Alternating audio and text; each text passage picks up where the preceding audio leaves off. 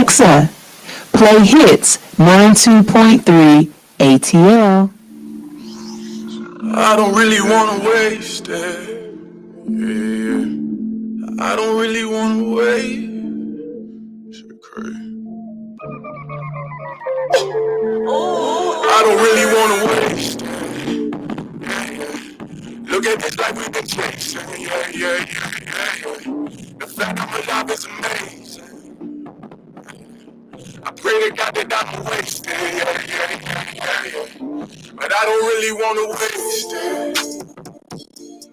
Look at the life we've been chasing. Yeah.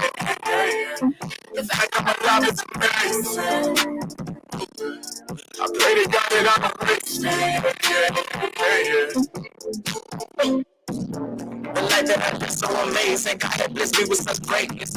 So my dreams I'ma keep chasing. Keep that first and I'ma have patience. And watch how I fall together. I pray that I ball forever. R.I.P. I lost my dog forever. Can't pick up the phone and call them never. You supposed to be right here to ball together. Fuck up the check at the mall together. They run a check up and we stun on them niggas. But it ain't the same without you on them pictures. I miss you, my nigga. I miss you, my nigga. But I know you're still with me. I don't really wanna waste. Look at this life we've been chasing. Yeah. The fact I'm alive is amazing. I pray to God that I don't waste it. Yeah. But I don't really wanna waste. Look at the life we've been chasing. Yeah. The fact I'm alive is amazing. I pray to God that I don't waste it. I ain't never plan on wasting. All the bullshit kept me praying. Know you better when you're changing. Hope my daddy see me make it. Cause I ain't never plan on wasting. I hit like a pay to paycheck. I've been waiting on my break, yeah. Getting straight with my ex, yeah. I'm living till it's over. Look it up and never fold up. Tell my niggas never give in. If I'm sick, then I pay rent. And I don't wanna waste it. Mama told me that I couldn't come back if I leave. Thankful God gave me the keys. Without my niggas, don't know where I would be. Racing this solid with nobody. If I don't make it, nigga, that's my problem. Gotta make it on my timing. Knowing that God got me, and I don't really wanna waste. Look at this life we've been chasing. Yeah. The fact I'm alive is amazing. I pray to God that I don't waste it. But I don't really wanna waste. Look at the life we've been chasing. Yeah. The fact I'm alive is amazing. I pray to God that I don't waste. Step up like you made a goal. You one step away, feel it in your soul. She said, get the fuck up when they knock you down. It's about what you do when they not around. Your father ain't died, so you couldn't live. It's your job to go through what he could have did. Should I roll like the new me, trying to stack up that loose lead, just to flip it like Bruce Lee. Shit, my city more than broke. When I'm lost in the flow, it keep me afloat. It's been months since my split me in the face. When you can't find a way, then you make a way. I don't wanna waste it. You mean you smoking like you smoking, and you drinking like we drinking? You gonna have to put that on your mouth. You my boy, This your boy Kiss My Ear. In St. Louis, we got this little saying, capping on your name. You heard me? No, shoot, you gotta put that shit on your mama. You know what I'm saying? Y'all ain't chiefin' what we chiefin'. On my man, nah, y'all ain't drinking what we drinking. On my man, swear that you be riding like we ride. On my man, y'all ain't vibing like we vibing. On my man, nah, y'all don't live it like we live it. On my man, nah, y'all don't kick it like we kick it. On my man, y'all can't get it like we get it. On my man, y'all only can do it like we did it. On my man, look, where my niggas kiss my then I'm out there get my cash. What you need, I got it from a bag. Don't like it, but I love it like easy, and it's my that hella hard. But I make it look easy. Gave your girl one dance, now she don't even wanna leave me. If she flirt like kills, I fuck your baby like Weezy, and I know that you true. I don't need you to believe me. You gon' make me use her real name on my next CD. Never been to Nellyville, but we do got country grammar. Where these so plump, they look like humps on a camel. When I know it's up, I ain't got it on camera, but you gotta believe a nigga, cause I put that on my man. Y'all ain't chiefin' what we chiefin'. On my man, nah, y'all ain't drinking what we drinking. On my man, swear that you be riding like we ride. On my man, y'all ain't vibing like we vibing. On my man, nah, y'all don't live it like we live it. On my man, nah, y'all don't kick it like we kick it. On my man, y'all can't get it like we get it. On my man, y'all only can do it like we did it. On my man, now I'm living in the county, but was raised in the city where the dress code done changes. Prime zilla too litty, and I thought I left the hood, and the hood came and found me from the city mentality. Right up in the county, got a cousin named Pusha that like diamonds on this neck, diamonds on this wrist, big diamond, but yes, I got a cousin named Skits. He be hustling his earth, so make the hardest in the hood seem like he got a glass jar. Homie named Woden that be putting in work. He be popping them pills and be popping that work. Got a cousin from BMF, only pull up in a Phantom or them Shaquille O'Neal deals, big with no handles, and it's all about the green. We ain't tripping up bandanas where you think you're riding clean. Well, we already had them, and I know it's up. I ain't got it on camera, but you gotta believe a nigga, cause I put that on my man. Y'all ain't chiefin' what we chiefin'. On my man, nah, y'all ain't drinking what we drinking. On my man, swear that you be riding like we ride. On my man, y'all ain't vibing like we vibing. On my man, nah, y'all don't live it like we live it. On my man, nah, y'all don't kick it like we kick it. On my man, y'all can't get it like we get it. On my man, y'all only can do it like we did it. On my man.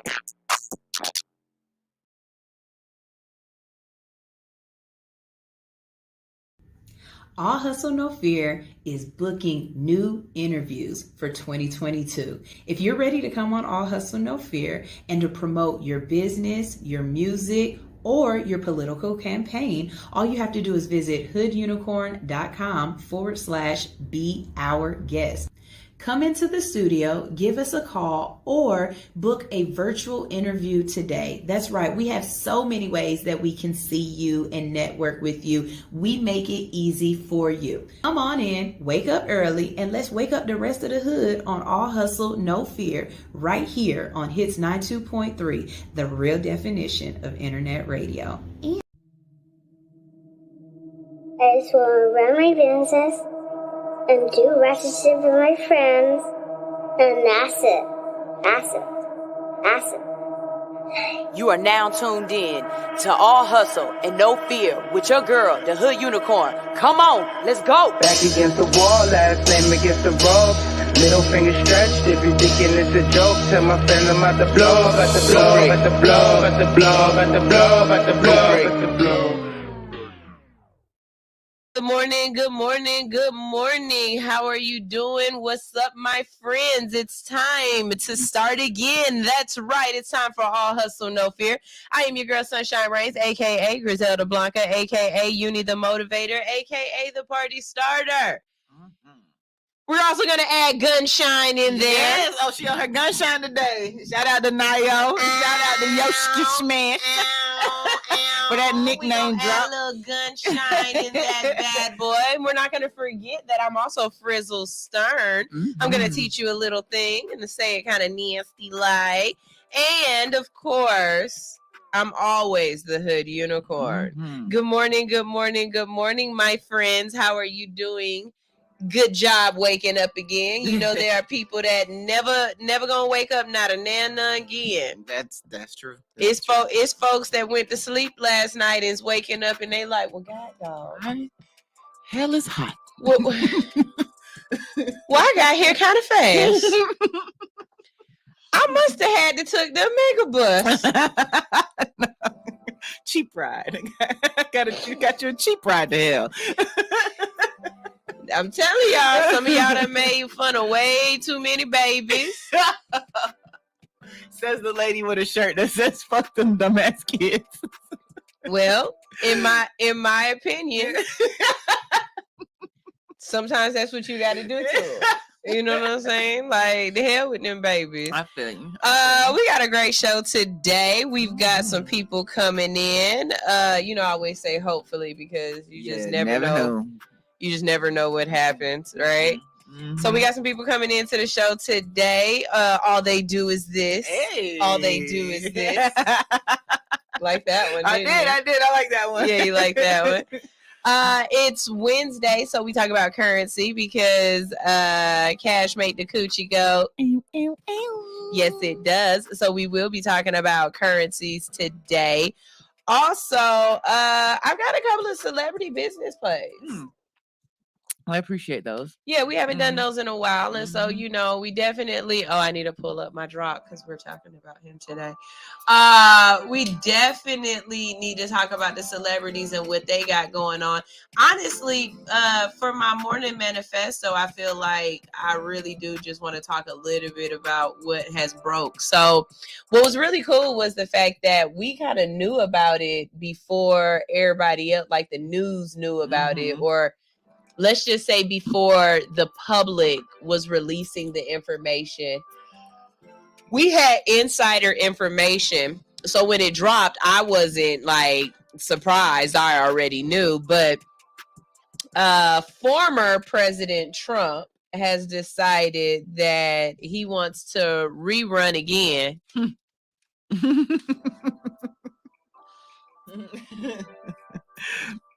Former President Trump has decided he's going to run for re-election. And this time around, the first time around, I definitely will say, I was like, he is not going to win this. He is not going to win. And I really thought Hillary Clinton had a chance. I did. Same. I really thought she had it in the bag, to be honest. I ain't gonna front. I thought them white women was gonna come out. Usually they save us. What happened, white women? You're supposed to save us. White women will always stand next to their white men, and they have proven that. I see. They proved that to us. So with this next election coming up, my immediate response is he's gonna win. If his opponent is Joe Biden, yes, I'm gonna be honest with y'all. If Joe Biden is running again, which it sounds like he's gonna try to run again. Take a lesson from RBG. Take a lesson from her. Don't stay to just try to beat the devil. Like, work for the system. Right. And work for the party. Yeah, like, you know what I mean? Like, when it comes down to it, just because you feel as though you're the best man for the job, are you the man that's gonna win? Can you still count the 10? You could be the best man for the job, but that don't mean you gonna get it. And just looking at where people are right now and how they feel, I would say, sir,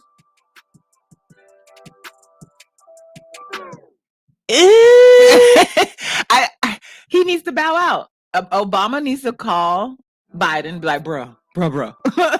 This might not be the race you want to run. Hey, let Michelle get up in that thing. Oh, now that's our only hope. You think about it. That's really, I mean, what other unless we get like a Cory Booker, I don't think he's ready. But who is going to beat Trump? Not be a better president, beat Trump. And that's the sad part, is that we're not looking to find out who's going to be the better president. We're looking to figure out who's going to beat Trump. Yeah. Now, the last 4 election cycles, 1, 2, Obama's, 3. Trump and Biden. The last 3 election cycles. The last 3 election cycles were all election cycles where we had someone trying to break down barriers. So it started with Obama. He was the first black president. Then he ran again to become the first black president hired twice. Mhm. And then you had Hillary trying to be the first woman president. I'm not trying to say maybe it's a good idea, but I'm just going to throw this out here. Let a white man run against a white man. let it go back to traditions. I'm not saying that it Bernie, ain't he a Jew? Ish. I ain't saying Bernie might be too He old. is. Bernie is Look, old. I'm not saying Dinosaur. that we need a white man to run. What I'm just saying is I want a winner. Yes, yeah. The logic is logicking. And if y'all try to get an Asian man to run, we ain't gonna win against Although Trump. there is one with a wonderful plan. I know, Yeah, but it's he's not not gonna gonna happen. win against No, Trump. He's not. If y'all try to get a Mexican man to run, unless you get one of them white Mexicans. His last name gonna be Hernandez, Gonzalez, or Rodriguez. We ain't gonna win. It got to be like Lopez Alfredstein. No, a little hyphenation in there. The Lopez gonna get us out. You can't. Juan Hyperstein. Look. You need a white Mormon at this point. We can't do Mormons either. You need a Scientologist. You're gonna have to have a Jewish person. There's never been a Jewish president. You can't have a Jew. That's what happened to Kanye? What was he not running? No. This ain't special education running either. Look, we need somebody running that just run faster than Trump.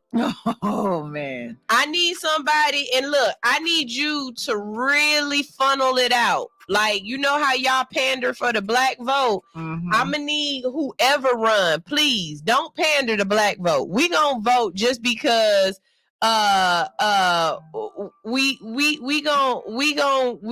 because we don't want Trump.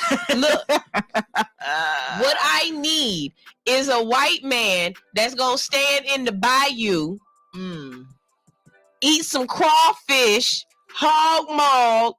I need a white man that's gonna come out here with a red neck, a John Deere cap on, but be from the north. Like, I'm not asking for a lot. Get a Westerner, like I'm just, Newsom. No, they not gonna hire him. Newsom? They not gonna hire. He too liberal. He too liberal. I need a white man that is standing inside of a Catholic church with a nun standing beside him, saying, "Blessed be Father," we need Whitey McWhitey to run. Can we bring back a Kennedy? Maybe we'll bring back a Kennedy. See, now you're thinking. We'll bring back a Kennedy. Now I like the way you think. Where is Newt Gingrich's kid? Do Ross Perot have any children in the running? No. We're not doing that. And then wait, I'm saying, like if any time is a time, this is the time. Was the man with climate control when he tried to run? Al Gore. Al Gore. Yeah. I mean, this is honestly, white man, this is your time. You've been on decline for about 10 years. We need you. We need a cool white guy. We need a cool white guy. I take Harry Winkler. The Fonz? Yeah. Hey, y'all, we are looking for a cool white guy to run against Trump. This is an all call from All Hustle, No Fear. Please, if you really want to beat Trump, Airport Vapes is a cool white guy. You need a cool white guy that the rednecks are going to feel comfortable with, that the liberals are going to look up to, and that the conservatives will be cool with. You know the answer to this. What? Oh, Drake. Drake is that guy. Drake ticks off everything you just said. I'm done. Does he not? I'm done. He can't. He's from Canada. Oh, Drake. Do you have your dual citizenship? Huh? Drake is from Canada. Oh man, he was the only thing. I almost would say let Arnold Schwarzenegger run. You know who's pretty but cool? He's not from here. Oh, he's not from either. Austria. You know, remember that show with Rob Dyrdek, Rob and Big? Yeah. I think Rob could do president. I'd vote for him at this point. But look, cool let me white. tell you something. If we can't vote between the lesser of two evils because we've had both evils. Man. Now look. If any time is the right time, this is the time to get a third candidate. Don't let Jada Pinkett run. Hell, I might vote for Jada. Don't let her run. Don't let her run. I don't. So that's my 2 cents on that. This is going to be very interesting because, you know, his daughter declined campaigning for him. Trump's daughter said, I'm not going to be involved this year. Cool, Dad, you do your thing, but my kids and me aren't going to be involved. So that's much because she's very she much was his very front. much his his white woman base. Yes, that was it. I'm curious to see what Melania. Girl, she over there fucking Putin right now. Oh, I'm sorry. I'm very curious to see what Melania is gonna do. Divorce? If she's gonna stand. She didn't stand by him during the presidency. She was behind him, in front of him. She was slapping his head. Stop it! Stop touching me! Stop it, Donald. This is not what I asked for. Yeah, this is gonna be. I'm curious to see because you know even the people who had his back during the last one are kind of, you know, they're going to come out and say... Insurrection happened. You know what? I wouldn't even... If everything prior... If January 5th was the end of his presidential resume, I would be, not to vote for him, but I would be more accepting of his campaign. But after the 6th, man, everything go down. Hold on one second, y'all, because see, y'all don't know me, but I know me, and I'm that person. So someone in here was wonderful enough to say, girl, you cute, but you ain't all that. What? And you had time to write that? First of all, let me say this, Tupac, because that's the name that you chose. At least I want to be myself. That's one. I'm not naming myself after someone else, troll. Second of all, I never said I thought I was all that. I did. But all that. But this is the thing. You can't help but to feel as though I am. Because you had to write it. See, I love a troll. Trolls are amazing to me because your fingers are so much more stronger. Strong finger cells. Than your cowardice. See, cowards can say anything they want to say and assume you think something. How do you know that I'm not insecure as hell? Talk about I think I'm all that. I am insecure. I couldn't say Tupac it. Is projecting. Wait. I couldn't say it without laughing. I'm sorry. Wait, hold on. You see, I didn't even pay no attention. Wait, I can say it. Hold on, I can say it. Wait. Here go. I'm insecure. I can't. No, baby, you telling me that I think I'm all that. Thank you. Yes. I appreciate that. Yes. That goes right along the line with the person who said, I love myself more than I love anybody else. And you're right. Yeah. Was it Snoop who said, I'd like to thank myself? Right. Thank you. You know, I'm gonna stand up here like Issa Rae. I just want to say to all the bad bitches, we here, as in me. Right I'm here. the bad bitch. I'm here. You know what I'm saying? Mm-hmm. Like, how you gonna tell somebody else that they think they all that, but you watching me? Go figure. Like, where does that come from? People are funny. But you know, just for that quick intermission, New 100s said, you silly as hell. But I feel you. Yeah, baby, look, let me tell you something. Anybody out there who is trying to make another person feel down. You can give me a backhanded compliment all you want to. It don't affect me like that because I was raised with a Gemini. Let me tell you something. I've heard every backhanded compliment that there can be, will be, and should be, okay? You will not hurt my feelings. Somebody told me, that was one of the first things they told me. They was like, on this app, these folks will come for you. Come, baby. Yeah, somebody said they liked my boob job, and I was like, I didn't get a boob job, but also the Libra me was like, well, thank you. Because that yes, because that means they're sitting very nicely. Babe, let me explain something to you. Your insults are complimenting me right now. Okay, we are Libras. We are going to invert the hell out of it, right, and eat it up. Like, baby, please, like, no, because what we can do a PK. And I guarantee you, mine will stay. My visuals will stay on. Will yours? Like, I woke up like this. This is the minimal amount of makeup that I do. I literally just eyebrows, eyelashes, and lip gloss. How long will it take you to get dressed? Okay. Play with your mama, ho. All right, so mama. You know, like, no, it's different if I was a mean, salty, evil person that came on here and I was trying to make people feel bad, then it makes sense you coming at me. Like, you want to tear down a person that's trying to tear others down. But if I'm coming on here trying to give y'all positivity, wake y'all up in a good way, talk about some things that make sense other than the size of whose booty or who was talking about they food is in what is it? Ungrateful plate? No. Unalived? No, no. The plates that low vibrational. Yeah. Low vibrational. Yeah, I ain't coming on here talking about low vibrational foods and stuff like that. Then why come at me?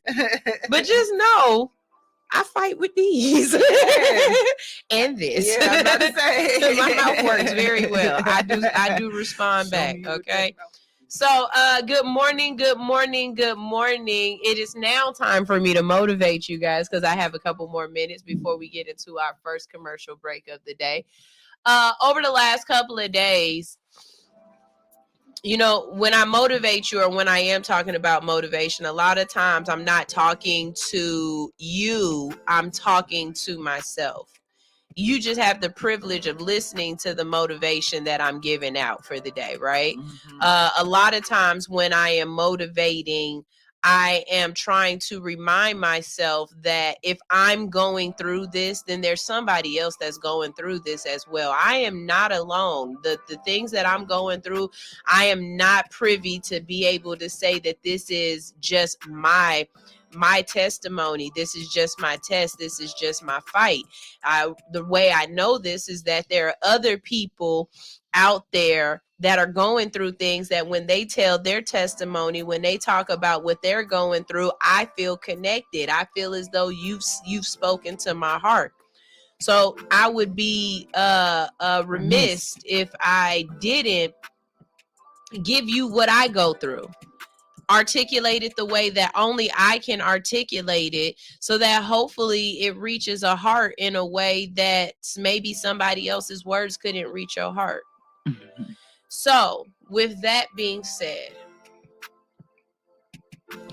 when you are trying to do something, when you're really, really focused on maintaining a goal, there are always going to be obstacles that run through your race, right? Whether it's a hole in the ground, whether you got to jump over a hurdle, whether somebody is running in your lane, your shoe is untied, whatever the obstacle is, there's something that's gonna happen. And you have to ask yourself, are you willing to pivot right then and there at that moment to make whatever it is that you are trying to follow, whatever it is that you're trying to gain, whatever it is that you're trying to accomplish, that you're going to do it? See, some people see an obstacle and then they run right up to it and they stop. They analyze it. They look at it. They try to figure out what it is. You pick it up, you sniff it, You lick it. You do all kind of weird stuff that is unnecessary. Then there are some people who see the obstacle, they see it coming, and what do? They just swerve. They lean with it. You just lean with it. You just swerve. The reason why you do this is because you know that stopping will stop your momentum. See, for me, obstacles come in the form of family, relationships, time. I'm not where I want to be, but I see where I'm trying to go. So anytime an obstacle sets itself up, yeah, in that moment, I might feel some kind of way, but everything that I'm doing, everything that I'm working for is the goal. So instead of stopping, I kind of just pivot left or right and keep doing what I want to do. Now, my example of that is that, because it still might happen. See, this is the thing. Just because you avoided that obstacle right now don't mean that it ain't gonna come back around. Y'all know a track is circular. Yep. Problems arise, they fall, and then they come right back again, and you got to ask yourself what you gonna do. So I feel as though this won't be the first or the last time that I have this conversation about this particular obstacle, right? So now that I know what I would have done in the past if that obstacle was to come up, I absolutely know what I'll do in the future if that obstacle comes up again. If this continues to be a problem that I'm going to have to fix, don't worry about it. I've already come across my solution. See, y'all so busy worried about the last problem that you had that when the next problem comes up, you still trying to figure out how to solve the last problem. And the last problem, it might have been a problem, but you might not have had to stop for it. See, if you still standing in front of that first obstacle, picking up the obstacle, looking it over, licking it, sniffing it, trying to figure out what's going on, when the next obstacle come, now you got that in your hand and the other one in your hand. Now you trying to work on two obstacles, but you still ain't navigated past this first one. And you worried about the next one coming up, but you ain't got past the first one. You guys got to start doing quick analyzations. Be a computer. Compute the hell out of it and keep it moving. Now, if you don't need to use what you learned from that obstacle because it wasn't really an obstacle, it just kind of was a barrier. You moved around it. But you still have all of the information needed from the first one. So when the second one comes out, you don't even have to skip a stride. You just go ahead and start moving into your solutions. I'll wait. I'm giving you just a little second to understand what I'm saying, because somebody out there probably thinking I'm talking in circles and I'm a little crazy. But I know exactly what I'm saying. See, time is a very big obstacle for a lot of people. And what you're doing is you're trying to figure out how you can fit all of the things you need to do within a certain amount of time. So then when something comes up that's going to take up your time even more, you let that be the biggest obstacle you got to deal with, when a lot of times it's not. It's not. One of the obstacles that I'm dealing with right now is family. Somebody is going to say family ain't an obstacle, but it can be. It absolutely can be an obstacle. Now, because my family is so high on my list of things that I care about, fixing the obstacle around my family is not an issue. I'm just going to fix what I got to fix. Now, is that going to stop me from obtaining what I want to obtain? No. Might it look different? Yeah.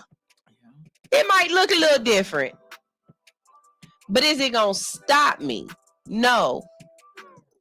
See, if you are so hell-bent on getting where you're trying to get in a certain amount of time, when obstacles do come your way, you are so focused on getting it in the timely manner that you thought it was supposed to happen that you're going to waste time on your obstacle. Y'all understand what I'm saying? You can still get to where you have to go. It might take you a little bit longer, but it'll take a whole lot longer if you stop and worry and stop and trying to figure it out, trying to overanalyze. Sometimes the easiest thing be the hardest thing to do. Can I say that again for you? Sometimes the easiest decision be the hardest thing for you to do. It did not take me long. It took me less than 2 hours to come up with the decision that we'll just have to change the time. We'll just have to change the time. But would that change what I'm doing? No. Would it look a little bit different? Hell yeah. Will it feel a little different? Yeah, it's going to feel different. But the obstacle that was in the way was more important to me, and I needed to go ahead and fix that. But then, guess what? Just like that, once I figured out what I was going to do, the obstacle disappeared. Just like that. Voila. Now the obstacle ain't a problem no more. But if I would have stayed where I was, worried about it to the point where I couldn't move, to the point where I couldn't do anything, I couldn't think past it, then I would still be trying to figure out what I was trying to figure out. And now I've just moved on. Move past it. I've moved past it, and we're going to keep it going. What I'm saying is I hope y'all understand that everything ain't going to work in your time. And sometimes when things don't work in your time, that might be a good thing. Sometimes it's for you to see stuff. I learned a whole lot trying to fix an obstacle this week. I learned a whole lot. Insight was beautiful. Insight is beautiful. It's absolutely beautiful. But at the same time, I also realized that just that quick, I knew within myself what I would be willing to do, how I needed to do what I needed to do. If that makes sense to y'all. Yeah. Definitely makes sense. So if you out there and you have something that you working towards, you have a time and place that you want to get there. That's not for you to determine that. That's not for you to decide that you're going to get there on that time or during that time. You might get there sooner or later. The goal is just to keep moving.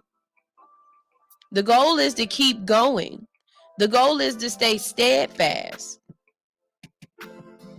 If you can stay steadfast, if you can keep your mind on the prize and not the things that are going to prevent you from getting the prize, you'll eventually get it. I have to believe that. I have to believe that. Cause at this point, I'm in a place where it's like it's all or nothing at this point. Yeah. I'm 10 toes in. So it's people out there that's 10 toes in. You done gave up your whole life savings for this. Your whole life savings. So now that it's obstacles, you just gonna stop? You gonna let that life savings go to waste? I can't do that. I can't do that. You gonna let your investment go to the wayside just because things ain't happening the way you want? That's why you gotta pivot. What you started with, pivot. Get over them obstacles. Because we're not wasting nothing over here. You've been rapping for 29 years. One more year, you could have been Rick Ross. Why are you using Rick? You could have been Rick Ross. No. Lemon pepper. You gotta pivot. Yeah, you could have been Rick Ross. You gotta pivot. You gotta be willing to keep going even when it don't look right. Okay? All right, we got some comments out here. New 100 said, I agree, and I'm that he said I'm silly. Also, I just did 17 years and just got out, so I definitely feel you and thank you. Hey, The world ain't even the same world that it was when you went in 17 years ago. I don't. I do. I don't. I do. I want details. The night of. Nope. That's for you to know and only you to know. Discovery pack. I like to read. I don't want to know. But yeah, that's my little motivational moment. My motivation. You ready? Oh shit. Don't stop. Get it. That's all. That's my motivation. Now I feel what you're saying though. A lot of times, those obstacles, sometimes they sit your ass down. It's overwhelming. It can be overwhelming, especially when you have a plan. We're always taught, have a plan. But a lot of times having the plan doesn't include pivoting and changing and how to overcome the obstacles. We just see the end, right? Right. So anything worth having is going to be worth fighting for, right? Right. So, yeah, get over the obstacles. I'm a firm believer that, a lot of times we don't see what we're trying to accomplish. And you know what else I realized? Because I'm sorry, but you do know what you want, but you can't always necessarily see it, because this is definitely not what I saw. Right. You know what? Because this thought goes in line with that. Part of me is when you want something, you have to have a certain degree of faith, right? And I think that faith is what this blind section is. We know what we want, we know what we have to do, but we also have to be open for that to change. We have to be open to what comes to us. Me and Sunshine didn't set out to come meet. People always be like, y'all just met? Yeah, I answered our all call and we just met. They're like, you would have think y'all known each other forever. Y'all, y'all's vibe is good or whatever. But that to me comes from the faith I had in my craft, from the work I put in, which on your end of the stick, you was doing your thing. We was in Atlanta, separate, doing the same thing, and then worlds collide. And so that's the pivot. I left situations, you dropped situations. And who knows? We're Libra, so of course this is forever, ever. But we're never leaving each other. You don't know what other doors it opens, or what you know what I'm saying. But being prepared and being able to pivot through obstacles that we both had has allowed us to come here and to be able to tell y'all. And it's so funny to me because people who listen to my show, who I would have never thought listened to my show. First of all, shout out to anyone out there who is listening to me because of Nana Lane. Mm-hmm. Nana Lane comes on Mondays. Nana Lane is a Christian show by all stretch of the imagination. Like, she is on here praying. You know what I'm saying? She's reading the Bible. She's reading scripture. She's playing religious music. Nana Lane, honestly, is my church. Mm-hmm. I get church on Mondays at 7 p.m. Nana Lane's my church. Nana tell me she got people listening to the show. Now, if y'all are new to All Hustle No Fear, the first hour is a disclaimer. Just so you know, that's how the show. Because it's gonna go it go the other way, right? So, but then in the same breath, she'll say, all of these people are praying for you because you don't realize, you don't see it, but we see it. Where you're going, what you are capable of, what God has put out here for you. As many times as Nana Lane has told me I'm gonna be a TV show, like a talk show. Yeah. And I'm just sitting here like, Nana, I don't see that. Because truthfully, truth be told, you guys gonna say I'm lying, but truth be told, entertainment has never been my end goal. My end goal is not to be on TV and like to be a movie star or nothing like that. That's not necessarily my end goal. My end goal actually on the other end of the spectrum. I want to be a motivational speaker. Mm-hmm. I want to be talking to crowds and stuff like that, and I do like media. I very much enjoy the telling you, like, I'm nosy, but I ain't that kind of nosy. She want to know things, but not your business. Right. You know what I'm saying? No, yeah. So I have to find my own little space. And in that comes a lot of learning and lessons. And I'm not the same person I was 3 years ago starting this out. And I know it because I can hear a conversation that I had with my father, where my dad was just telling me, you know, some of the things that I'm doing might have to change, and the person that I'm trying to do or whatever. And I'm just like, no, you're going to get me, and you're going to get me raw and who I am, and you're going to love this, right? Anybody who knows me knows how I speak. Y'all know anything can come out this mouth. I don't like the word censor because I'm not going to censor myself. But I woke up like 2 days ago and I was watching some of my videos and I cringed. By what you said? Yes, it wasn't what I said, it was how I said it.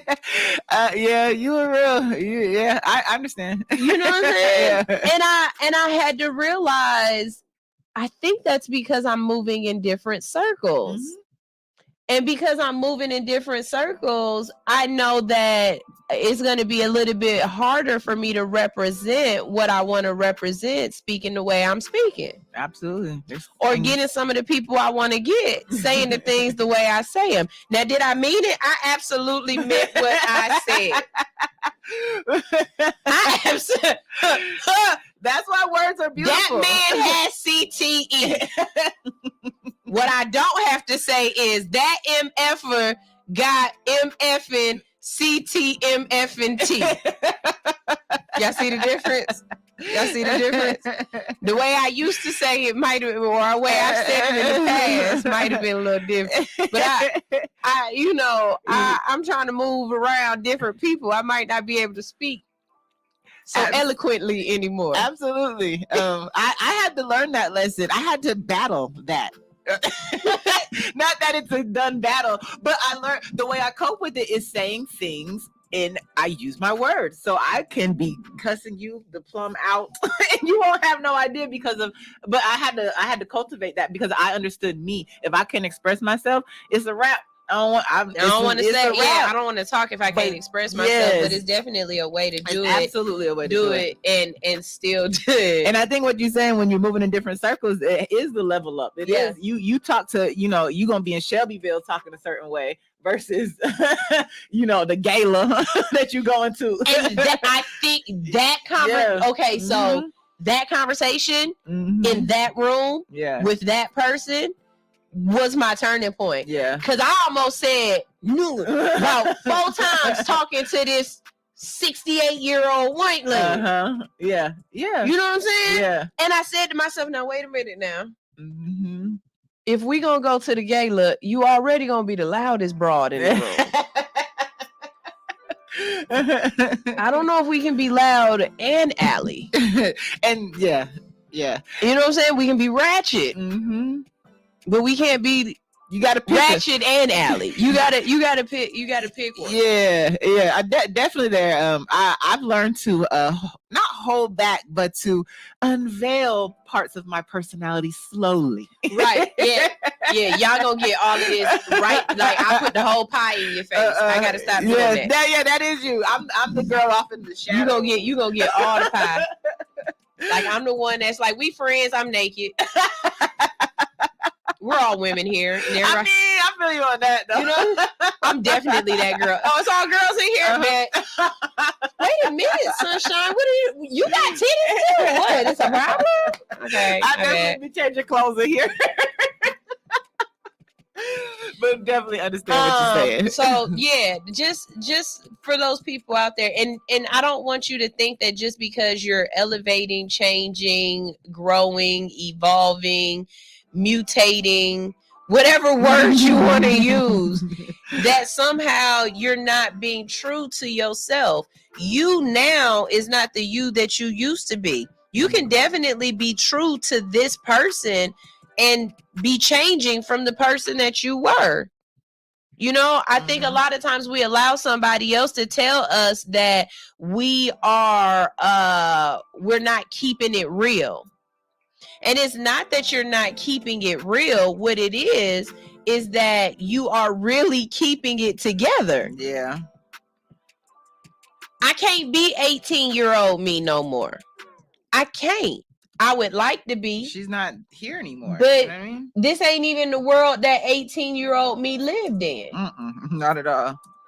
18-year-old me wouldn't be able to survive in the rooms that I'm surviving in, because 18-year-old me honestly didn't have the same kind of confidence. 18-year-old me wouldn't have been able to tell Tupac on here to kiss my entire lovely behind the way that I did. Hey, Tupac. 18-year-old me would have told you can suck my but the grown in me has grown. The grown in me has become a different person. Yeah. You know what I'm absolutely. saying? So that's what we're shout here out for, to all growth. the people out there who know that they're not the same person. New 100s, you know, whatever you did or whatever was done to you that you responded You're to. reacting to. Because I'm a firm believer that sometimes you didn't choose to go. You went because I want your discovery pack. Right. Like sometimes Charlotte. sometimes the judge didn't understand what was going on and you got sent, but you really shouldn't have went, right? But anyways, the person that you were to get sent and the person that you became while you were in there don't necessarily have to be the person that you are out now. Mm-hmm. And I'm not saying that any of that is good or bad. I'm just saying that you've grown, you've elevated, you've matured, you've mutated, you've done whatever it is that word you need to use. Transition. But you've become a better person, hopefully. And if you haven't, hopefully you surround yourself with people who will allow you the grace to become a better person and will allow you to want to become a better person. We got some comments over here. All right, go ahead. Let's go. Shout out to a new listener, Mr. Watson, Rodney Watson from Charlotte, North Carolina. Welcome, Rodney. Rodney Watson. Coming to the stage. Rodney Watson. He good. That boy good. He real good. His hair dripping. I know it's dripping. That boy good. He real good. He real good. He said, y'all wide open early. My coffee ain't even finished perking yet. Baby, be careful how you use that word perking. Hey, it's time for the percolator. It's 2022. It's time for the percolator. You might have some sales off that word. Yeah. Teacher Natural Way. I'm sorry. CC said, good morning, CC. I used to be used to, but I never. I used to be used to, but I never got used to what I used to be. Yes, that's a statement. CC twisted my tongue. Yeah. Shout out. I got to give a quick shout out real quick. Shout out to Kites Treats.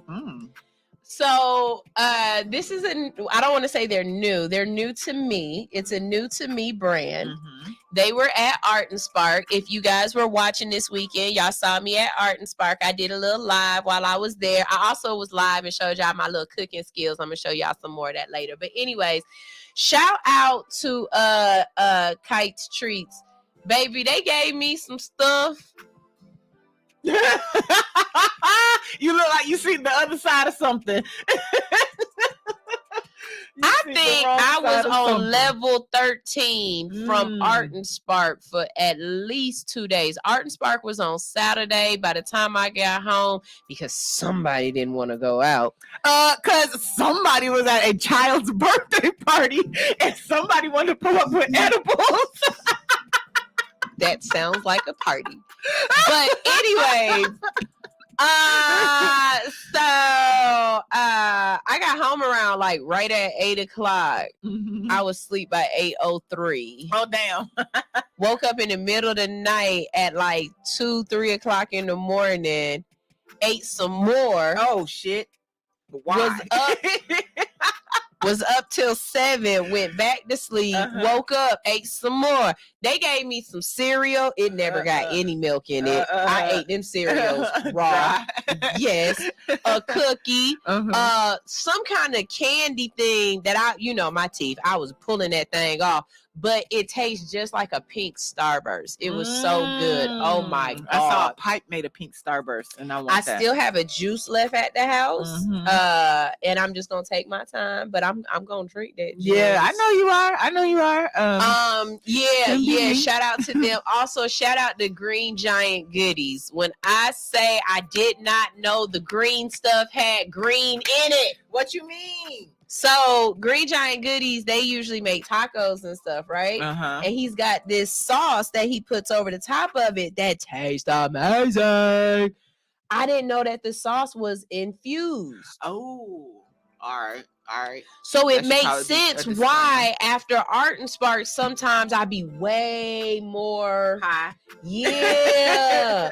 Elevated. We'll say elevated. Because I be like, put the sauce on there and then I get all the sauce off. Oh, you a sauce licker. Oh, what? She's a sauce licker. I'm saucy.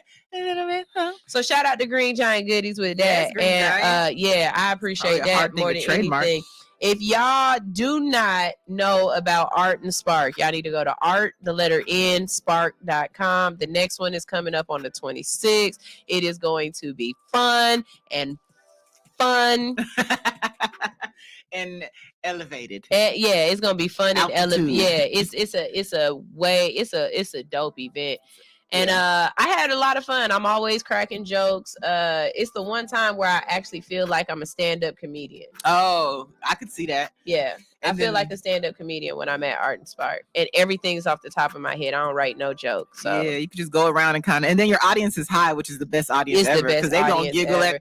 I don't know. I think a better audience would be one on mushrooms. It depends on who we have in the crowd now. Yeah. We might have some outliers when it comes to mushrooms. Yeah.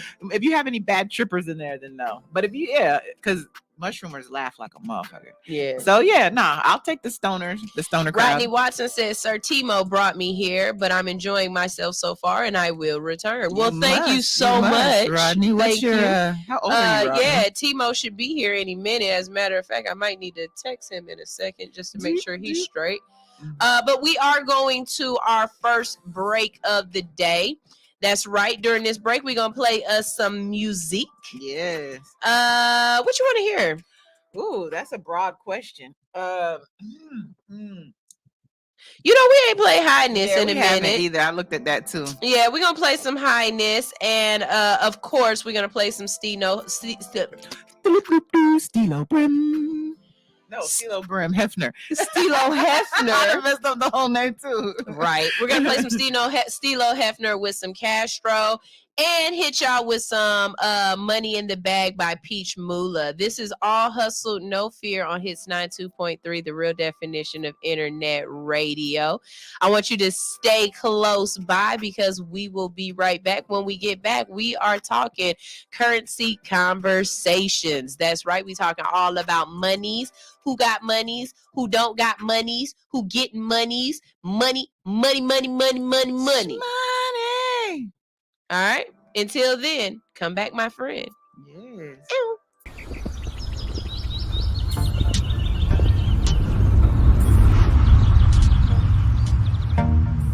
Yeah. Highness. Run, sweat. Run it. Run, sweat. Run it. Yeah. Run it up. I'ma run it up. Get the funds. Every lump sum. Every last one, run it up, I'ma run it up, yeah. Run it up, I'ma run it up, run it up, I'ma run it up, get the buzz, every last one, run it up, I'ma run it up. I be tryna stay low key like them quicksands. But I stick out like them damn kickstands. Quick, man, have a sit, man. Lyrical hit, man. I'm gifted. How I be shit and getting them pissed, man. Man, hand me a band if I had to move my hand. Move when I'm hungry, always he be going ham. God gave me demands. Take off from Uncle Sam. And I don't give a fuck, cause that nigga ain't my fam. I'm steady climbing, kings and queens behind me. Earth girls aligning, everything in timing. Put the G in grinding. Hate me cause I'm rising. JBB be golden. All the gold I'm mining. Yeah. Run it up. I'ma run it up. Get the funds. Every lump sum. Get the buzz. Every last one. Run it up. I'ma run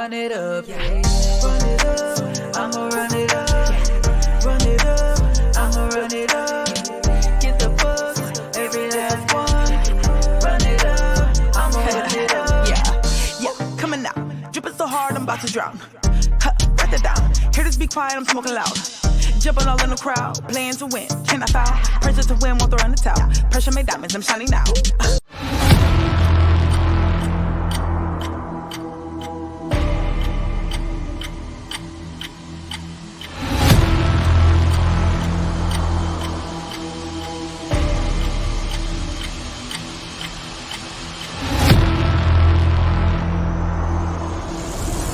Queens on the block for the rain.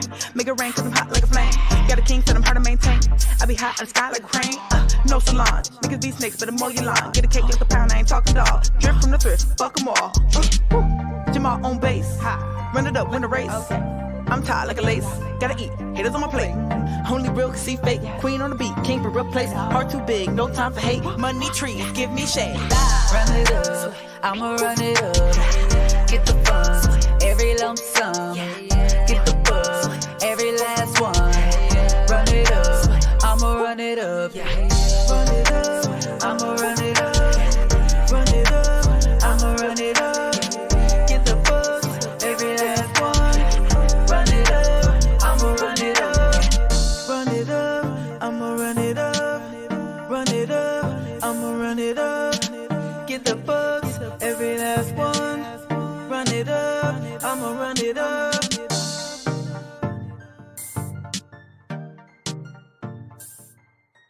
What's up? All my truckers out there, I need y'all to be tuned in to All Hustle, No Fear each and every morning. We will be in your ear, keeping you awake, making sure you don't roll over that slow ass car in front of you, or you get to your destination safely, okay? Make sure you tune in, leave them lot lizards alone, and listen to All Hustle, No Fear each and every morning for 7 to 10 a.m., waking you up in the best way. All you got to do is download Hits 92.3 ATL's app in the iTunes store or the Android, Google Play, whatever. You know what I'm talking about. Download it and listen. All of y'all CBD 492 Burger 495. Breaker 49, Burger 49. We've got a hot body on the radio right now, sounding real good, giving us orgasms. Let us go ahead and tune in right now to Hits 92.3, the real definition of internet radio. Over and out.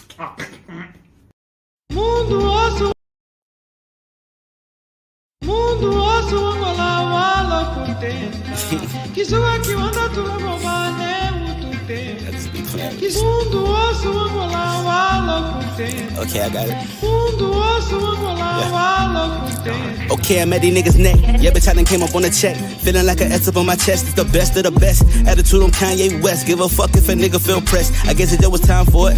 I grinded for this shit, so I'ma die for it. My bitch mad, I ain't really got no time for it. I see some snakes in the grass with my lawnmower. And I know I got a couple bitches mad cause they never should've slept on it. Get it, bitch, the real, but I probably should've crept on it. Stay down with the plug till they try to step on it. Learning how to grow, finna run me up a check on it. Had to give my people what they asking for. It's time to hit the road, I'm trying to add it up. I'm way above average, I'm a 1-to-1. If you ask me, most of these niggas whack as fuck. So when you see me out, don't dab me up. I don't wanna talk, nigga, wrap it up. I need a little space, bitch, bag it up. And please don't ask me to pass the blunt, cause I don't really fuck with y'all and all that fake love. You would've thought that Drake invited me on tour. When I had it all, that's when I needed more. But I can't take it with me, so what I keep it for? And I'm feeling like I need to smoke a blunt right now. Feeling like I need to pour a cup right now. Feeling like I need a bad bitch with the ass like the sun, cause I really wanna fuck right now. Sorry that I'm blunt, but I don't give a fuck. I'm usually in the cut trying to roll it up. Represent the game, nigga, throw it up. Niggas hate when they broke as fuck, so go get a bag. Yeah. Go get a bag. Hey. Go get a bag. Hey. Yeah. Secure the bag. I need a little free for a hobby that's bad with a body that's willing and ready to ride me. I do not pop Xanax or Molly, I'm cool on the party. I'd rather just stack up this money, cause I need my lifestyle sedated. I'm just gonna run up a bag, don't care if I ever get famous. I'm probably famous soon as I invest my money in all the right places. But why even bother? I might just get rich and go out like Hammer from living too lavish. Pop out like Kim K or Ray J on camera, or go on IG like Bow with a challenge. None of this matters, hold up, I'm rambling. Honestly, I'm just gonna take care of my family. I don't got time for the bullshit, I won't do much interviews. I don't like answering questions, and no, I don't freestyle, I write this shit. The game needed content, so I put some time in it, searching for growth and enlightenment. I've been with the shits, but I gotta move consciously. Fuck niggas watching, fuck niggas plotting, fuck niggas trying to get all of my pockets. Fuck niggas keep handing out their opinions before. Fuck nigga, all I got is problems. Look at me, mama, I'm popping. I did this for us. I miss my little sis and little brother. Pa just came home, even though he wasn't there for me. That's still my dog and I love him. Bag of the gas and I'm rolling it up. Illest nigga living and I'm dope as fuck. Represent your gang, nigga, throw it up. Niggas hate when they broke as fuck, so go get a bag. Yeah, go get a bag.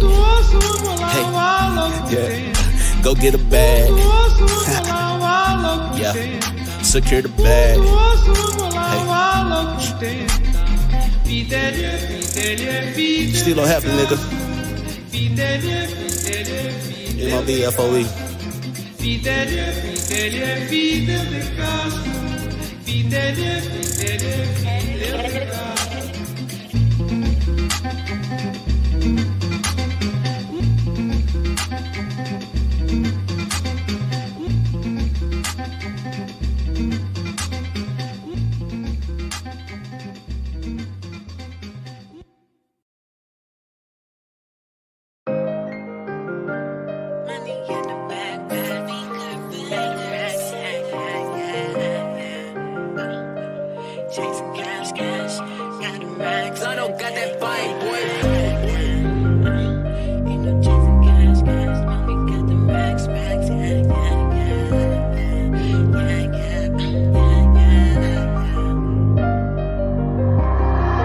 Money in the bag, ain't no chasing cash. You know we got them racks. Yes. Money in the bag, ain't no chasing cash. Yeah, you know we built them stacks. Yes. Money in the bag, ain't no chasing cash. Yeah, you know we got them racks. Yeah.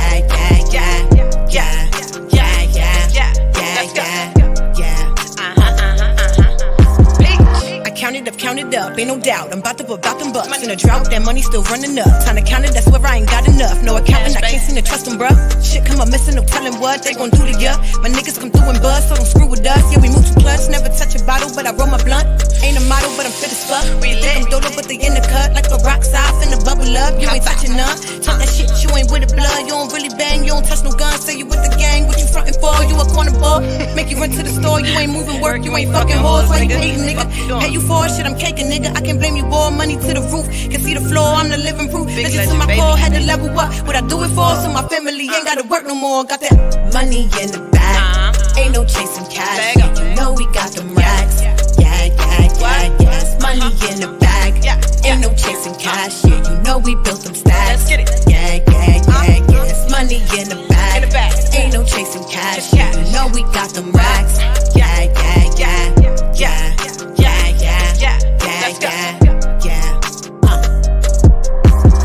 These niggas be trying to be like me, trying to get by me. I just survive, see. These bitches be talking so grimy. I just sit back, please don't try me. And if you try me, know that I can get just as grimy. Niggas get scared, they just fall back when they see that I got a little slime in me. And when they fall back, they think I got to call for that. They see my money long, my money strong. That shit talk more stacks. So if you talking more racks, you hear that shit go click clack. And if you speaking money language, know that you gon' get that cut. I'm about my business and I say it with position. Have these bitches out here tripping, cause my money out here giving vaccine to these bitches, cause they think they can't be slipping. Got their heart clumping now, cause they see I'm out here flipping. And if you got me tripping, know that it was all you. Money long, money strong, pretty much is all blue. So if you got me tripping, just know that it was all you. My money long, my money strong, I sold you bitches all blue.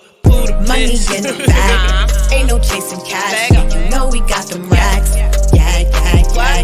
Money in the bag, ain't no chasing cash. Yeah, you know we built them stacks. Yes. Money in the bag, ain't no chasing cash. Yeah, you know we got them racks. Yeah.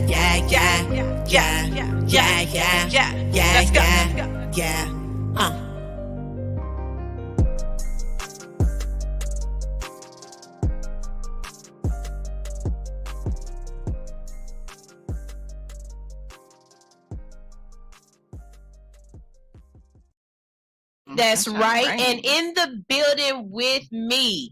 Look, let me tell y'all something. First of all, before I introduce this man, I just gotta say, on GP, like real talk. I never would have thought that I would be in the rooms with the people that I'm being in, having people want to talk to me and have conversations with me about different things that I'm getting to do. And this is amazing because of the last couple of months, I've been able to talk to people and have people around me that I looked up to. You know what I'm saying? I got to have Malcolm Jamal Warner in here. You know what I'm saying? I always wanted to be a Cosby kid. Hey, Theo. You know what I'm saying? Tell your mama, hey. You know what I'm saying? Tell your daddy, I said. I got to tell your sister, I said, what's Ooh, up? yes, Denise could get it. Yeah, you know? yeah. Sure, Rudy could too. No, Rudy could keep it. Grown Rudy could too. To say that right. You know what I'm saying? I got to have a hot boy in here. You know what I'm saying? I be putting Turk stuff on everything. Man, the hottest hot girl in the building. You know what I'm saying? You can't tell me shit. like I've had somebody who took over John Lewis's seat. Yeah, in Congresswoman. Congress. Yeah. You know what I'm saying? I had a congresswoman in here. I've been able to have conversations with people. Sitting senators. Yeah, that regular people, and I don't want to say regular because in their own way these people are regular too, but they're not. There's something about my history, you know what I'm saying, where I've grown up. So one of the things about Atlanta that stuck with me when I first moved here from California was that the music in Atlanta was so Black. Okay, where I came from Ohio, from California, we had one radio station that played Black music with white music. Okay, so I'm telling you right now, we going Tupac, and then we going straight into some Selena, some Christina Aguilera. You know what I'm saying? Right on down to some Backstreet Boys. Like we didn't have no black mama music so black is black. We didn't have that. Yeah. But then I came to Atlanta. Yes. Beautiful place. Ooh, you had Ryan Cameron and Akini the Black Man. Yes. You know what I'm saying? You had Greg Street, Simon Baby. You had Chris Lover and Poon Daddy. That extra note. You know what I'm saying? Yeah. And the music that was on was music, yes, that I felt like I could relate to. You know what I'm saying? Yeah. When I heard they don't dance no more, they don't dance no more. Ooh, that's the part right there. They don't dance no more, they don't dance no more. Your head just dropped like this. You know what I'm saying? Yeah, it was nothing. It was nothing to go to a pep rally and to hear our music at the pep rally. And it's interesting to hear that from you because I'm from here. I didn't recognize how Black and blessed we were to be that. Y'all Black. don't realize it. I'm gonna tell y'all one thing that people in Atlanta don't realize, and maybe y'all will really see this. Monica Kaufman changed my life. I could see that. Monica Kaufman changed my life. Why did Monica Kaufman change my life? Because that was the very first time that I saw a Black woman living in her Blackness. Yes, she was Black, is Black. Yes. You know what I'm saying? Living in her Blackness as not just a reporter, but a anchor on the news. Every night, Monica Kaufman sat up there and told us that y'all Black butts was doing some stuff y'all ain't had no business doing. She was Mama. That was Mama Kaufman. Yes. You know what I'm saying? So to have Mama Kaufman. There we go, Mama Kaufman. So to have this man in the building, I ain't gonna front, T. I ain't gonna front, T. When you asked me, could you come on the show? I was like, come on my show. You know what I'm saying? Not the imposter syndrome, but just the gratefulness. Yeah, like, wait a minute. I've been trying to get a goodie on the show. Any goodie. But I got 10 more goodies on my show today, y'all. In the building, y'all. Put it, baby. Yes, there we go. This is amazing to me. You know what I mean? So, For anybody that's out there or whatnot, y'all know how my show goes. We not only just gonna talk to him about him and what he got going on, but we also gonna talk about some current events. So we're gonna get into some current events. But before we do, because we have introduced him, we gonna just start a little conversation real quick. And it's the conversation that we were having behind the scenes. Again, if you ever want to catch the behind the scenes, you want to see all the stuff that's going on, the running around, the ratchet, the talking crap or whatever, you can catch us live on Bigo. Turk got me on Bigo. Yeah, live stream. It's some live streaming shit. You got to give your soul. It's some Percocet baby stuff. Yeah, for real. It's definitely some Perky baby stuff. But Turk got me on Bigo, so y'all can catch me on Bigo, or you can catch the behind the scenes on Instagram at All Hustle No Fear, and Bigo, of course, my ID is All Hustle No Fear. But what we were talking about was just how with the music now, me and Alix are crack babies. Y'all generation 2003 and beyond, really 2000 and beyond, we consider y'all to be Percocet babies. T-Mo's group was gonna be, we calling them hair on babies. Hard nods. Yeah. You know what I'm saying? Your dad went to Vietnam and stuff, right? Came back with some Asian babies. My dad went to Korea. He fought in the Korean. My dad real. It definitely was some hair on in there. My granddad fought in the Korean. Opium, it definitely was. Yeah. So with that being said, we were talking about the music that he was raised on and just his influence, because if you really know Goody Mob music wasn't ratchet music. Goody Mob music was, my brain is saying soulful. It was soulful rap. It was what was the life of the streets. It was what was going on. So there's soul to what is going on. But it was storytelling, but at the same time, it was real nigga shit. Yeah. What That's the only way I when can y'all say making it like with your influence and stuff. What was the music to you? It was like you say, it was the voice of the streets at the time. You know, at the time we were being influenced by New York rappers, you know, West Coast rappers, NWA, you know what I mean? Many other ones that we were influenced by. And we felt like it was time for Atlanta GA to have a voice, you know, that we didn't have a voice out there at the time, and it was wide open for us. You know, we were doing something in the city that a lot of others weren't doing at the time. You know, when we started rapping, we didn't have cell phones and IGs and all these different platforms to put your music out instantly. You know, you had to get out here and grind it out. You had to buy you some stuff, some product from disc makers, or however you order your records up. You know, you had to try to get some type of distribution deal with Southern Music. You know, that's some of the only little platforms and outlets that we had at that particular time. And the way you broke music was totally different. I mean, you had to go to the clubs. You know, we stayed in the strip club. Yeah, you know, selling stuff out the car. And I'm trying to tell you, out the trunk. Out the trunk, you had to had that hustle and that grind. And luckily, we had the hustle and the grind before we even knew about selling records out the trunk and all that type of stuff. Our focus at that particular time was trying to get a record deal. We thought that was it, you know, trying to get on a major label. And I could just say that we went through a whole lot to get on our major label, but it was on God's time and not our time. You know what I mean? Just talking about that. You know, I couldn't have planned it more perfect. You know, we ended up going to Rico and Organized Noise's house to get some tracks. Me and Cujo had already recorded the first Goody Mob album, the whole album, just us two.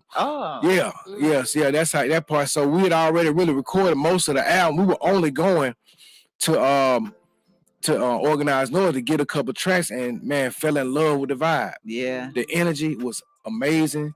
The love, the way they embraced us as brothers. You know, the community. It was real like community love, like the boys club or something.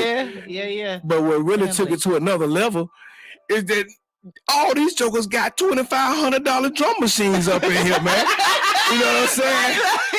That's some money. Yeah. You know what I'm saying? Yeah. In this day and time, it's some money. You know what I'm saying? Yeah. So back then, you already know, we talking about 30 years ago, some young 18-year-old, 19-year-old boys with three $2,500 drum machines up in there. These boys mean business. Absolutely. You know what I'm saying? These boys playing. ain't playing with it. They ain't in here knick-knacking on the drum machine trying to come up with something to laugh with around the hood. Yeah. They want to do something big. Yeah. And that was our hearts. You know what I mean? That was our mission. That was our goal. That was our focus. We wanted to get out there and get in front of the masses and push it out there. We felt like we had a product that the world needed to hear. Absolutely. And Organized Noise jumped on board, showed us love, took us to LaFace. Next came Outkast. Outkast was already signed when we came around. Okay, so we were trying to figure this out, right? So you got Timo Goody, you got Grip Goody, Gip Goody, and then y'all know I talk weird. Your tongue fat, right? And you got Cujo Goody. Yep. But then you got CeeLo Green. Why CeeLo ain't a goodie? Well, actually, CeeLo was a goodie and always will be a goodie. When CeeLo went off and did his solo entity, he had to put a spin on it to kind of reinvent who CeeLo was all about. You know what I mean? So he put the green on it. Okay. To give it a new ring. He always connected to the tree though, guaranteed. Yeah. Okay. The tree, I wanted that tree tattooed on me so bad. You should get it. Well, let's go. Let's go. I need me one. I'm gonna get it on my back now. Big That's one. what I want. Yeah, I go big. Can we have twin tattoos? Can we? Yes. Shoot. Who gonna do it for us? I know a couple people that's good. I'm gonna Good go work. Duchess of Ink. Duchess of Ink, if you own that baby girl, we coming to you. That's what we gotta get. Duchess of Ink. Yeah. Okay, there you go. So Rodney says the Soul Food album is a timeless jewel. I absolutely agree with that. I absolutely agree with that. Time capsule material. It is. It definitely is. I y'all can talk about me however y'all want to, but it's just my own opinion. I really hope the Percocet babies don't get their hands on it. It could be almost biblical for them, to be honest. Let me tell you something. I'm getting really upset with them remaking my music like my music is old school. Like what you're not gonna do. What you're not gonna do is Ronald Isley my music. You know what I'm saying? Like I don't if I hear that and I don't hear they don't dance no more after that, I'll be mad. Don't remix my music. So what if they take it to TikTok and then get it popping and then your catalog gets some spins and now you back in the That part, you can guarantee one thing, they paying for it. Oh, yeah. Every time you hear Cell Therapy remix and all that, we got publishing, so we getting paid for it. Yeah, getting paid. Oh, yeah. There's one thing you said that I really, because we always try to talk to the artists. We deal with a lot of artists who are up and coming up. But there's one thing you said that stuck out to me. When you went to the dungeon, you already had your album done. You had a product to give, right? And then so when the two worlds collided, you were prepared. I think that sometimes we look at a lot of things. I think people are almost waiting for someone to dump it in their lap and say, oh, well, here, do this, versus being prepared and having your opportunity. Like, what is it when luck meets opportunity or something like that? But that's when preparation meets opportunity, that's what luck is. I got something for you. Yeah. I played football in high school, and our coach used to always tell us this right here. Y'all remember this? It's the 6 P's. The 6 P's? All right, run them. Proper planning prevent piss poor performance. There we go. There's 6 something we for said you, bro. 6 P words and pussy wasn't one of them. Hey. We doing good. I was waiting. Proper pussy.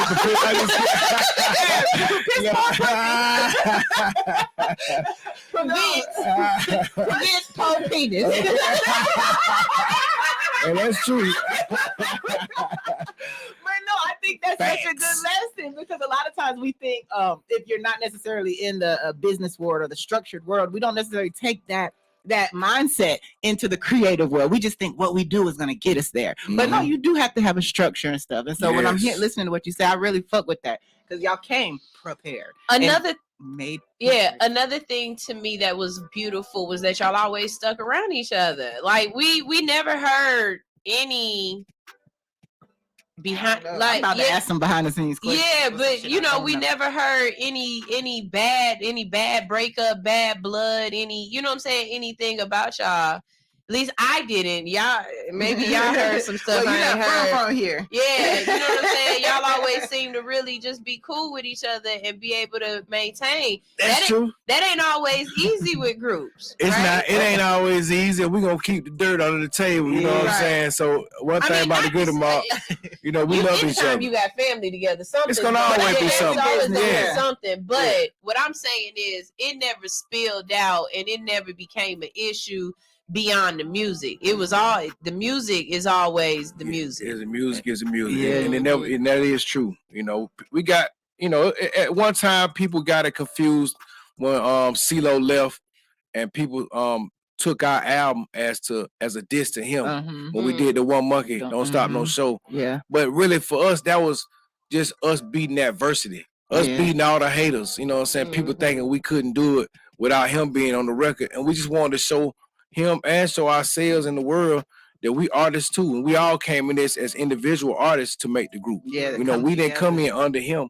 You know what I'm saying? He actually came in under us. Yeah. You know what I'm saying? But he's super duper talented. We don't take nothing away from that. We love him for that. We support him for that, and always been behind him for that. Yeah. You know what I'm saying? With that, and like I said, the man doing awesome things right now. Been in Vegas on a Vegas show, doing his Vegas residency again, and you know, I'm real happy for him. You want your people to come up and grow. Yeah. I do have a question though.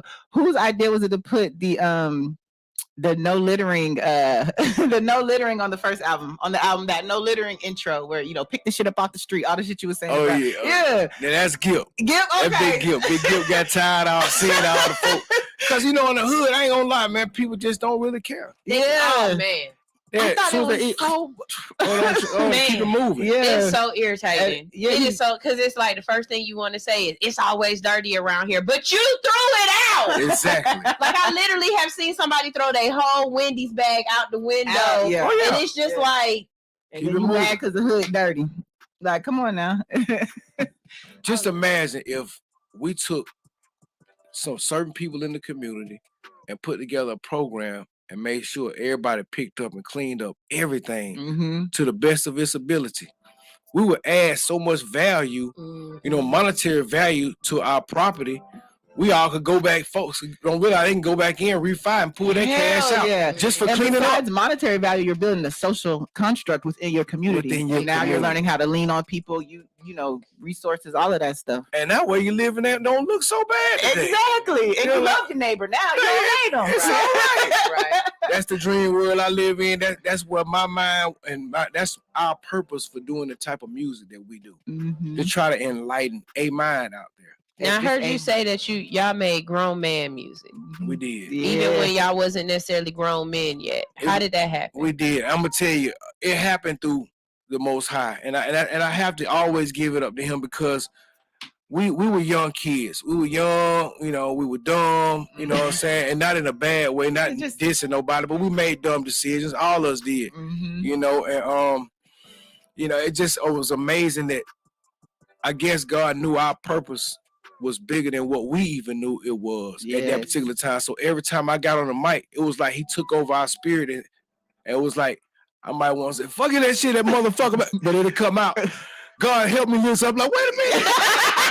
You speaking in tongues. What is this coming out of our mouth? You know what I mean? I can't do that to music. What's happening? I'm telling you, I didn't put in and try to do music, try to do everything to just try to please the world, the worldly people. Yeah. But every time I would do that type of music and listen to it, it just wasn't connecting with me. It just didn't sound like me. Yeah. Yo, you know, I hate when that the show sometimes comes full because I circle. want to give it to the folks, but you know, it's like, hey man, this is what I'm supposed to be doing right now, so I can't fight. You know what come out me naturally. I mean, he's speaking through you. I mean, There it we is. literally talked about this morning. I was gonna say, I love when the show comes full circle and we don't even realize that we're talking about things that we're gonna eventually talk about again, because that was something I was just talking about. When I first started this radio show, everything I'm gonna say it the way I say it. You know what I'm saying? And I had some people tell me, you know, as you grow, you're going to realize that you're going to want to say what you want to say, but you're going to want to say it in a different way. And I was like, nah, this is always going to be me. And here I am almost 4 years later. And I'm like, you know what? Maybe I don't want to say it like that. You know what I mean? I still mean exactly what I'm saying, but I can articulate it in a better way. Wisdom. And you just wake up one day. It's nothing wrong with that. I think a lot of people really do wake up knowing that they don't want to be the person that they are no more, but they've been this person for so long. You've been doing what you've been doing for so long that to change, you feel like you doing something wrong, but in fact, you're doing something right. You're not meant to stay the same. Nope. Right. As far as the music is concerned, on that same level, how is your music different now? Because you're putting out new music now. Yeah, my music now is different because I feel like it's all me. You know what I mean? It's all coming from me, and I get my entire perspective, and people are absolutely getting a chance to learn about who T-Mo Goody is and his angle of approach and what's he all about. You know what I mean? Today. And what he been about, yesterday. He can dig up the path for me on yesterday and see what I was about yesterday. And the music I make today, I can say this, the first record I came out, Top of the AA, when I came out with that record, and when I put that record together, I got the idea from my manager at the particular time, who helped me put together this Mo Goodies hemp brand I got popping. Okay, we're gonna talk about that. We gotta talk about that too. But he would always, every time I would call my partner Diamond, he would always be like, yo, top of the AA, Mo Goody, top of the AA. And I was like, I like that, man. I like that brand. He don't rap or nothing. So I figured, it ain't gonna, I wouldn't be taking anything that could potentially be his on that level. I didn't think, so I just was vibing to some beats one day, and I was like, you know what? It's the top of the AA. I'm like, oh. And that beat, it just went, it was like a marriage in heaven, man. When I did it and got on there and put the music together, I'm like, this is what I need to be talking about at this particular time. I'm just being free. I'm being me. Yeah. This ain't too heavy for nobody. You can move a little bit to it, for the older folk. We ain't jumping and going and busting heads right now. I can, though, if I need to. You know what I'm saying? You hear that? Believe it. I'm trying to tell you, I'm one of the best looking 50-year-old folks you ever seen in your lifetime. Baby, when I take it all off, baby, let me try to tell you. I can't even ask him my question, can I? Y'all little young Thundercats, y'all better be careful out here. Y'all be thinking these old dudes is old and slow. Just remember, they got enough in them to knock you down. I still got it, baby. I'm trying to tell you, there's a lot of energy. I still got a sub 540, baby. Believe that. Yes. Yeah, we have questions we ask people of particular ages, but I'll wait till after after the show. I won't do you on air like that. I don't know you like that. It's all good. So we got somebody said, what's up, Mo Good? Corey Diligent in the building, watching y'all get ready for work while getting ready for work. Ken Folk, yes. Yeah. We also got Rodney Watson said, realest drop ever. Yep. Yeah. Get back. We've been here early waiting for you too. Yeah, we have. So look, we're gonna go ahead and get into some currency conversations because I'd love to hear your opinion on some of this stuff that's going on. Yeah, we're gonna tell you about some stuff that's going on in the community. And you just go ahead and give us your your well-versed opinion. Yeah, your well-versed opinion on this one. This first one, this is a currency conversation because obviously y'all are still falling for the okie doke, and I thought y'all was better than this. I got to. Now, first I want to say, whose black grandmama did y'all let this happen to? Because Lord knows somebody should have said, Grandma, ain't no way. Ain't no way now. That's what it was. Listen to this. A Virginia woman was taken for $170,000. $170,000 on a scam after meeting a doctor on a, get this, a dating website. Oh man. Cassandra Drummond of Springfield, Virginia, thought Andrew Logan was her perfect match. They met online in a dating site in July of 2021. On the website, he portrayed himself as a doctor, and he must have been 48 years old, said Drummond. He lives in Michigan, but he was spending the summer saving lives in Yemen. Oh, when the details are deep. I need to see your passport stamp. Okay. She said, I took a chance thinking he was a doctor. Maybe this was real. It turns out that Dr. Logan was allegedly part of an elaborate online siphoning scam, and Drummond was his latest victim. Logan asked Drummond to pay for a package containing personal items and cash to be shipped to her house, and he would pay her back when he got home. Logan used Elegant Freight and Courier Ltd to ship it. She said, I exhausted all my funds for a package I thought existed, but come to find out there is no package. Oh, man. Elegant Freight and Courier's website looks legit, but his phone contact leads to nowhere. Drummond said the online live chat does work, and she complained about expensive fees and no package. So they said, how much are you out? She said about 170,000. First of all, ma'am, you could have used your Cash App card and turned that card off quick. Do you know after the first $1,000 for a package? No, ma'am. The way I would have shut Wells Fargo down and got a new Wells Fargo card. I'm talking about I would have had to restart all my bill payments. Yeah. Because there's no way. First of all, you was well enough to save up $170,000. This is your life savings.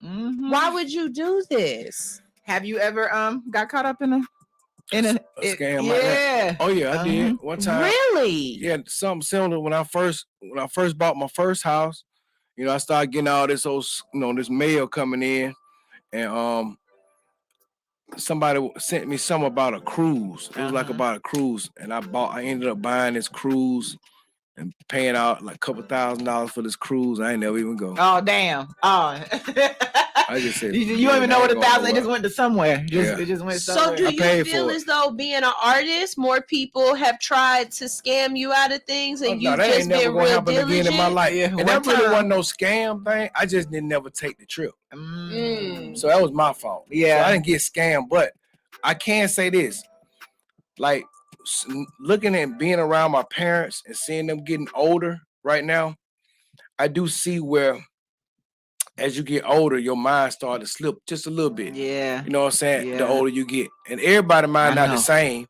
Some people's mind slip a little faster than others. But I do see one benefit in growing old that a tip that everybody should take heed to. And the tip is, as you get older, you want to get around people that you can talk to.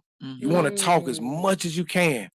I think that kind of curbed that Alzheimer's thing, because you keep talking about stuff, so you're not giving your brain a chance to forget it. You know what I'm saying? So I think most older people get caught up in Alzheimer's because it is a real disease. Yeah. But then once the disease get on you, and then you're not talking to nobody. Yeah. Your mind not thinking about nothing. It's thinking, but it's not. You're not talking. It's not coming back and forth. There's no dialogue there, and I feel like you start losing your memory because you ain't remembering to talk about nothing. It's no communication. There's nothing solidifying what you know. Exactly. It's stuck in here. That makes sense though. That does. Bless Station says you got to use it or you lose it. It's really weird how you have people like Dr. Ruth and like I miss you, Betty White. And Betty White and shoot, what's it called? He just now retiring from the voice of Darth Vader, James Earl Jones. You got all these old folks that ain't never stopped moving, and they mind is right. That's you know what I mean. And so I think I feel where you coming from with that one. I really do. I definitely get it. But these scammers though, when you see someone that age, she's not used to the technology. Well, she might be. None of them are. Yeah, right. But that's how it's generational, right? So I got a text yesterday that was like, "Hey, she's doing good. She just got out of the hospital. Just got out of surgery. I'll let you know what's going on." I'm like, well, who the fuck? I don't know. I didn't know nobody in surgery. You know what I'm saying? So I didn't respond to it. They're like, well, don't you want to know? Don't you want to know what's going on? And I'm sitting there like, this is a scammer. So I looked it up, and it is a scam. It's a medical scam. But imagine if that was your grandma who got that text. They gonna worry. But wait. So I'm supposed to pay to find out who is sick? I think if I would have engaged, the conversation would have, went further and further into, send money for. I'm in the hospital, send money for. But I didn't respond because I went and Googled it and saw that that's how they get you. That's crazy. But that's not something a grandma would think about. They would be worried about their baby that's in the hospital. Okay, so listen to this, because this is the part of it that make me be like, at what point didn't you think it was a scam? So it says, for months, Drummond kept handing over money, believing excuses from the shipper. She also sent thousands of dollars to a bank account in Charlotte, North Carolina, and more than $52,000 to someone in Miami, Florida. 52 racks for what? And no drugs was being transferred. That's what I'm saying. Give me something back, shit. I know at least two of them. Elegant Freight and Courier told Drummond that the 40-kilogram package was safe and secure, but repeatedly said it was delayed, including that it was returned back to Yemen, it was on hold, or out for delivery. Over 2 months, the shipper said the package was in Yemen, Sudan, Portugal, and in Mexico. Cybersecurity experts at checkpoint.com said scammers are pretending to be established brands is a huge issue. I mean, think about it. We can go start a website up right now for free, right? We can go to GoDaddy, start some bullshit website, make it look like we're a shipping company, and it's too easy. It's too easy. She said when it was time for Dr. Logan to return to Michigan, he disappeared. That's when the conversations decreased. Text messages, he turned ghost. There are some people in this world you can trust, and like the one I ran into online, you can't. And I just made a big mistake. But this lady lost $170,000. Yeah. That's a life, especially at that age. Yes, that's her whole life savings. That's crazy. That's crazy. Speaking of things that take your money, you definitely came out around the time where 360 deals were a big thing. Not only 360 deals, but a lot of the groups were complaining about how they weren't really getting paid good money when it had to be split up between the group members. What would you say to that? Like, how did y'all make it through that? And what did you learn from that you could tell some of these Percocet babies not to fall into? Well, the good thing right now, I would answer that question is what we learned from that is that you get what you negotiate. You know what I'm saying? And at that particular time, we were young kids that was more excited with being a part of a bigger record label than making a good deal. Yeah. We were scared that we didn't want to run the deal off. We think like, we don't want to mess it up. We go in there and try to ask for too much. They might be like, well, don't worry about it then. You know what I mean? So we were like, no, we willing to do whatever, just to be a part of the LaFace family. I mean, I ain't gonna say he robbed us, but he robbed us. You ain't the only one that had something to say about Pebbles in the face. Yeah. We done seen the documentaries. Yeah, L.A. Greed. L.A. Greed. There we go. Yeah. What you call us? Yeah, L.A. Greed. L.A. Greed. Yeah. They ain't been good to us at all, man. Especially me. Really? I'm always the one. I'm the fall guy. The redhead stepchild? Oh, I'm the redhead. Oh man. I'm the one. Hey, but guess what? Though? I'm really the wrong one because I'm the most dangerous one. That one I feel too. You know what I'm saying? But it's all good though because at the same time I'm the most God-fearing one at the same time. So that and wisdom and age, help to mold a better response for me. Better, As a youngster, it's been on and popping. You know what I'm saying? But I still was more trying to learn as a youngster, more so to try to pop off because I felt like the more I learn, the more money I can make. You know what I'm saying? So me cutting up, acting out, I'm gonna get locked up. You know what I'm saying? Oh Mm-hmm. yeah, I done been down there a couple times, Right so I street. understand. They done slowed me down. You know what I mean? Yeah. Everybody gonna get slowed down. You know, you come out, you come out ready. You know what I'm saying? They grab that coat, tell them, hold on, bro, slow down, slow your roll. Oh yes, sir. You know, so I realize, you know, I'm just a man at the end of the day. You know what I mean? I'm just a man that's living in a white man's world. There we go. You know? There we go. I get it.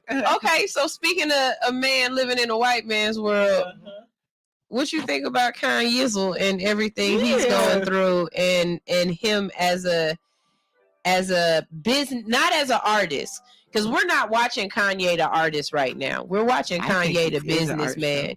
I crown him king. Yes. I crown him king. He's King Ye. Yes. Okay. King Ye, you know, Mo Good been quiet about the whole thing. I don't get out on the internet and pop off about it at all. I ain't said absolutely one single word about the whole situation, to be honest with you. But I like to observe and learn from the situation before I go to running my mouth about what's happening and downplaying the man. But the man is brilliant. The man that make and get himself in a position to be worth $6 billion being no dummy. You know what I'm saying? Most of them dummies sitting next to the liquor store holding a bottle of whatever. You know what I'm saying? That man ain't no dummy. You know, then they talk about they broke him. Oh, you broke him down to 400 million. Give me that 400 million. Let me show you how broke I be with $400 million. You know what I'm saying? Those are $400 million self-made dollars. That's what they took from him. That's what I'm saying. But they couldn't touch that because that was his. That was his. And people are looking like that's bad. 400 million? But can we elaborate what he's doing right now? Can we? Can we say that Adidas is shedding tears right now? And stock. What's happening? Stock, cash. What's happening without Mr. Yeezy? Exactly. I ain't gonna front. Watching Gap stock go down while he was talking on the news was kind of funny. That was kind of funny. But they're proving what we've known, that we are the brilliance, we are the creativity, we are the driving force of the universe. And when I say we, I mean black folks. You know what I'm saying? This is what we do. And when I'm watching him, you're saying he's brilliant. I feel the same way. I know it's a game plan and it's a master plan. Oh, yeah. And I see it in motion. And like you said, a lot of people just hear these snippets because of the type of the way he talks. If he's easy to get a little clickbait cut, and they just hear these snippets. But like you said, sit and observe and listen to what this man is saying. Listen to it in context, y'all. And you see what he's really saying is, we are the motherfucking creators. We are the shit. He's not saying I don't fuck with black people. No. He's saying we are the shit. They don't fuck with you. And look what he did. Now watch this. Now let's say, for instance, he wanted to get out that deal with Adidas, and he wanted to get out the deal with Balenciaga. Yes. Do you think he could have gone to them and said, "Hi, Mr. Balenciaga. Do you think it's at all possible that I can get out of these deals with you and create my own situation, since I am Kanye West?" And no, or not without some type of something to it. Yeah, now, compensation, lawsuit. let me put on this White Lives Matter. Watch all these fools go crazy. Right. This black man with this. I bet everybody gonna have something to say about this one. Right. Let me say something about some Jewish folk. I guarantee you some gonna be, they hear what I'm saying now. They might not hear me saying nothing about these niggas, but let me say something about them Jews. Everybody. Yes. Exactly. They heard nothing else, but they heard that. Exactly. Hey, look, that man, now he out of all the deals. He got all this money. Hey, he the one made to design those shoes, you know what I'm saying, with his team. Yep. So now he really in a wonderful situation if you really look at it. Absolutely. Absolutely. And he has enough influence so Balenciaga still sells his shoes, or Adidas still sells his shoes. He has enough influence to thwart all of that. You know what I'm saying? He still has his handle on the streets. So if they want to sell his shit without his name, I'm pretty sure he has a way to be like, you know what? We're not rocking that shit no more. Come over here. My independent shit. He's going to sell some whatever the fuck he comes up with, but there is a brilliance to what he's doing. It is. And I rock with it. And I like that you seen that shit. Oh, yeah. He will always still be. Ye is a super villain. I keep telling y'all that all he got to do is shave his head bald. He got enough money and he doing enough stuff that Yeezy is literally a super villain. Yeah. Y'all don't know. I'll be I'm his just trying to Kim figure out K. Fuck that. I will be Is he Marvel or He's all shit. He's his own shit. But he definitely established a blueprint to get you out of contracts. And that could be transferred into everyone's life. Many right? different ways. Yeah, that's. Yeah. I mean, Yeah. Hey. All right, so here go the next one. This one actually got to me a little bit because I'm trying to figure out whose parents allowed this one to happen. All right, ready? Here we go. Are we gonna guess that race?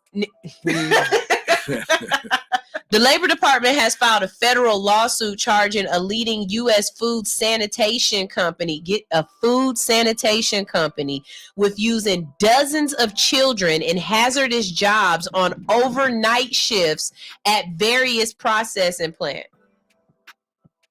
This you heard me say U.S. food, so this in America. We're not talking about China or something like that. We're talking about America. The company Packer Sanitation Services is described by the Labor Department as one of America's leading providers of food safety sanitation. The agency said the company employed at least 31 child workers aged 13 to 17 and had them work with dangerous powered equipment on night shifts at slaughterhouses and meat packing plants. Wow. Who was these kids? Because I'm telling you right now, reading this, I'm automatically assuming that all of these kids' last name is Lopez, Hernandez. No, why are y'all laughing? Are you right? This is a Rodriguez, a Hernandez. Ain't not one Jones in there. Ain't not one Johnson, Jackson, nothing. These is some undocumented workers. I promise you that. I bet. Authorities said several of the child workers, including one 13-year-old, suffered caustic chemical burns and other injuries. Dang. Who go through that can't speak English? That's that true. ain't gonna call what's his name? Who always fighting for black people? Oh, Al Sharpton. No, not that. Ken Nugent. Ken Nugent. This man said Ken Nugent. Hey, he will get through your check. This is That's strong. it. Patrick Troy for one more pay. You know what I'm saying? The company is also accused of interfering with an investigation by intimidating the child workers to stop them from cooperating with investigators. How that sound like they intimidation? I'm gonna call ICE and get you and your mama deported. Because you can't intimidate a black person that much. We know the law. Trust me. Companies We in there. Shit. Right.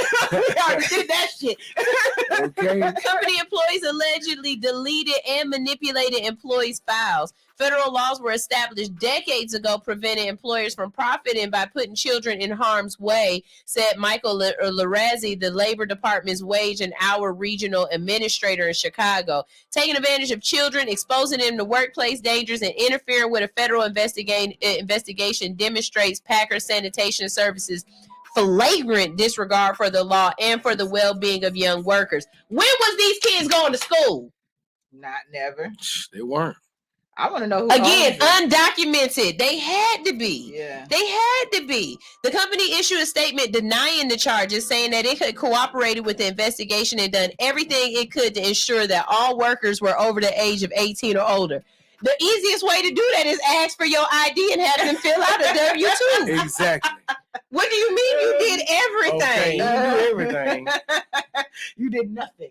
While rogue individuals could seek to engage in fraud or identity theft, we are confident in our company's strict compliance policies and will defend ourselves vigorously against these claims. Okay, first of all, wait.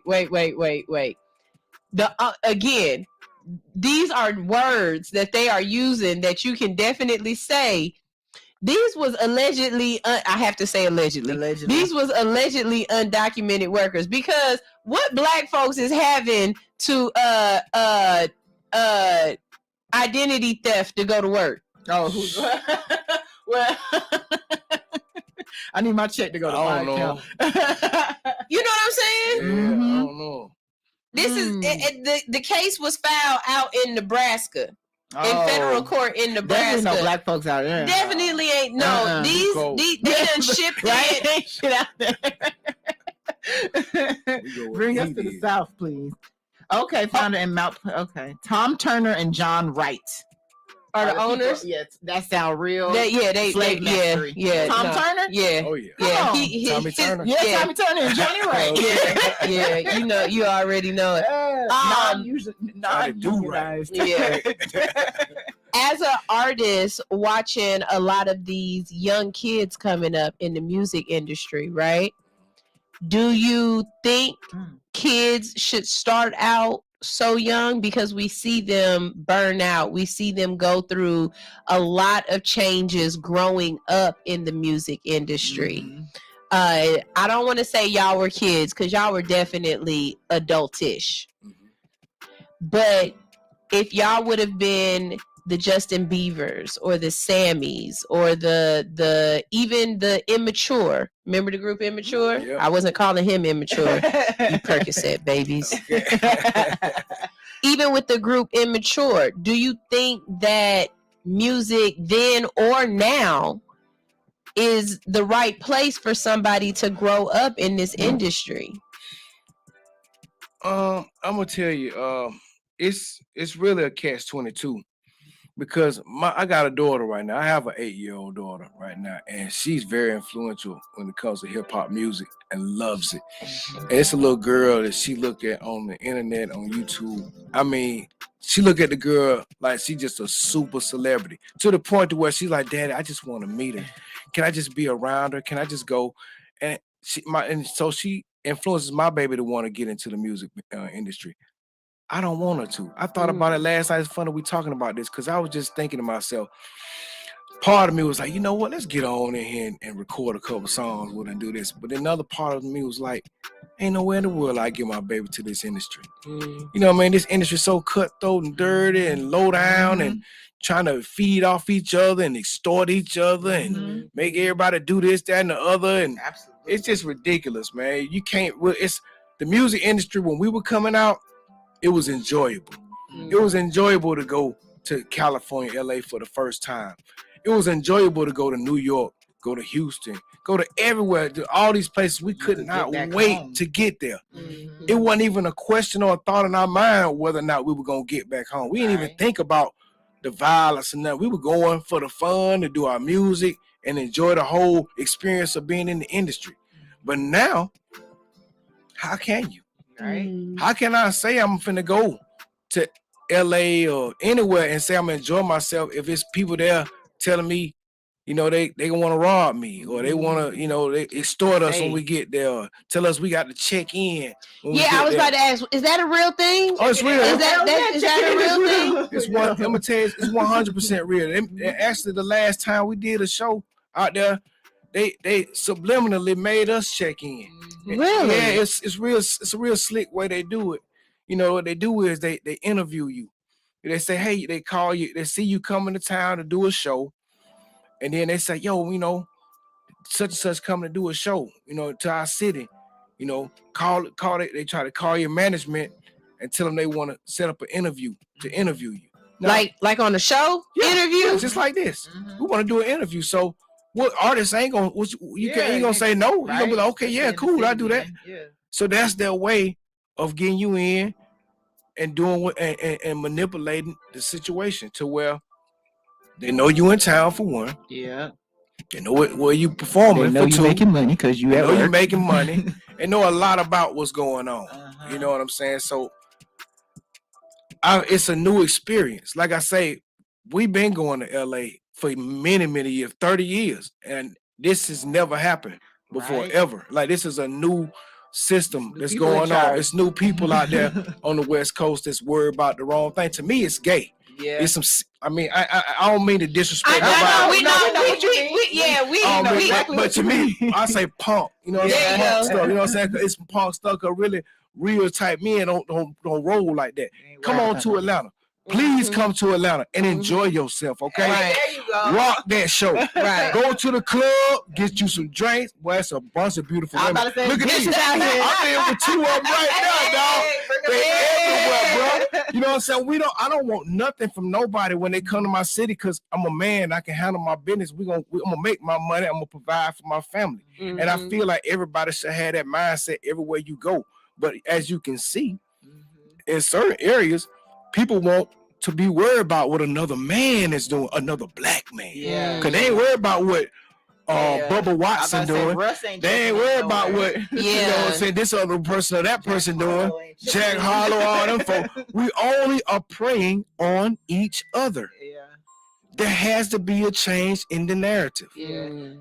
We gotta do something. That's why my new song I just dropped last night. Y'all ain't heard it. Ain't nobody heard it. It's brand new. It ain't dropped yet. It hadn't even come through yet. But it's WGDS because that's how I feel. That's the state I'm in. That's the state that we need to be in right now mentally because it's not gonna be able to be just me. Come on now. What does it mean? What is the acronym? WGDS. We gotta do something. Oh, okay. There we go. We gotta do something. Okay, I like that. Yeah. I like that. Yeah. I like that. Yeah, I like you're that. right with that. Thank you. When I'm listening to what you're saying, so you kind of came in when the music was still art. Yes. And it became a business. Yes. So do you think that has an effect on what we're going through now? Because I think what the biggest effect came with technology. I think the biggest effect came with the Instagram and then the Facebooking and the Twittering and all that. Because if you think about it, without all of that, people's narrative can't be pushed. Right. Who would know to check in if you had like it wasn't no Instagram, it wasn't no internet hardly. But we were barely on the internet. If we was on the computer, you were doing work, for school, or something like that. You was downloading something on LimeWire. And see all that stuff didn't even exist. You know what I'm saying? I'm like, man, what is that? I remember LimeWire a little bit. I'm like, wow, you just took me back a little bit. AOL, all that stuff. Napster, MySpace. Remember that MySpace? I had a That's the first of the first right there. Put your music up with Forget y'all. I had Black Planet. Black Planet, all of that. That was it. No, yeah, that's true. The narrative can't be pushed. No. Absolutely. So it's kind of like the access it does give you to get your artistry out there also gives the bad guys, for lack of a better word, that same access to ops. you. Yes. Yeah, the ops. There we go. Okay. And we need and I'm just tired of the ops, man. Ops need to come together. It's time for all the ops to lock in, y'all. You gotta lock in. Look at who we are. Yes. Understand. Read your purpose. Go in there and read them books that's been put in front of you. Read that Bible for first and foremost, but go read other literature and find out exactly who your people are and who they were, so you can understand where you need to be going as a people. Well, we need to be going as a people. And right now, we ain't going in the right direction right now with all this violence and all this killing and all this murder. Man, come on, y'all. A life is worth more than that right now. Everybody's life is worth more than that. Nobody want to see their mama gone, their brother gone, their sister gone no more, man. Let's enjoy it. I cut on the TV, look at white folk, man, and white folk can come together, be thousands of them, having fun, laughing, dancing. Woo, yeah. Put 5, 6, 7, 8 of us together, somebody mad because he got on these shoes, she got on that shirt. Why she looking like that? She got her lips a certain kind of way. Like, come on, man. For real, man. We got it. I can't do it by myself, though, y'all. Right. That's why I say WGDS, y'all. Hashtag that thing, man. Make it go viral. Let's work together, y'all. I don't care about the money. I care about the narrative. Push it, man. Push it. I can't take the money with me when I'm gone, but if we leave this legacy, we can change the mindset of our people, we can change the community of our people, and we can change the way of life for our people, y'all. And that's my mission. That's deep. I love it. Rodney Watson said, but would you give up your fame? Don't block that baby's blessing, but I definitely feel you as a parent of a daughter. So I think what he's trying to say is, would you give up your fame? Like, would you have not did what you're doing? And if you say yes, then why not give your daughter the same opportunity? I can kind of answer that in a way. So everybody who know my daughter will say over and over and over again, why don't you let Zoe get a radio show? Why don't you, get Zoe started? I don't want her started this young. Fly away. That's right. I don't want her started this young. I know the anxiety that I'm filled with. I know the things that I go through on a daily basis, and I have a lot of self-actualization. I have a lot of internal love for myself. I want to give her a chance to first build that within herself. That's true. You know what I'm saying? Before she has to get out and put herself out there, because regardless, you still have to put yourself out there. Just like this morning, when y'all was watching me this morning and a person came on here just for no reason to say, oh, you're pretty, but you think you all that. How do you know what I think? And you just came on my live. What are you talking about? But there are a lot of kids out here right now who can't deal with the criticism, the backlash, or whatever, and they put themselves in harm's way, or they harm themselves, or they don't turn out to be the best of people. You know what I mean? Like, as a parent, yes, I want to fuel your desires and your dreams and your goals, but I also want to protect you from them sometimes. Yeah. You know what I mean? Like, if your goal is to fly, I want you to fly, but I don't want you to just jump off the side of a building. I mean, that's true, right? So you start jumping first. You get, like, I need you to understand the aerodynamics of this shit, but I don't need you just to go. Like, why? No, you can't. Okay. There's a beauty in her wanting to do something this young with you having that experience. So instead of just pushing her off the building, you can teach her the groundwork. You know what I'm saying? There's lessons learned. You know, maybe do it from that aspect if that's what she wants to do. Teach her the inside shit before she just goes and tries to just do whatever she got to do. So I get it. I definitely get it. And I don't mean to take away from her energy or from her smoke. You know what I mean? Or from what she dreams or desires. It's just like she said, as a parent, I have a responsibility right now. She a child. Yep. You know what I mean?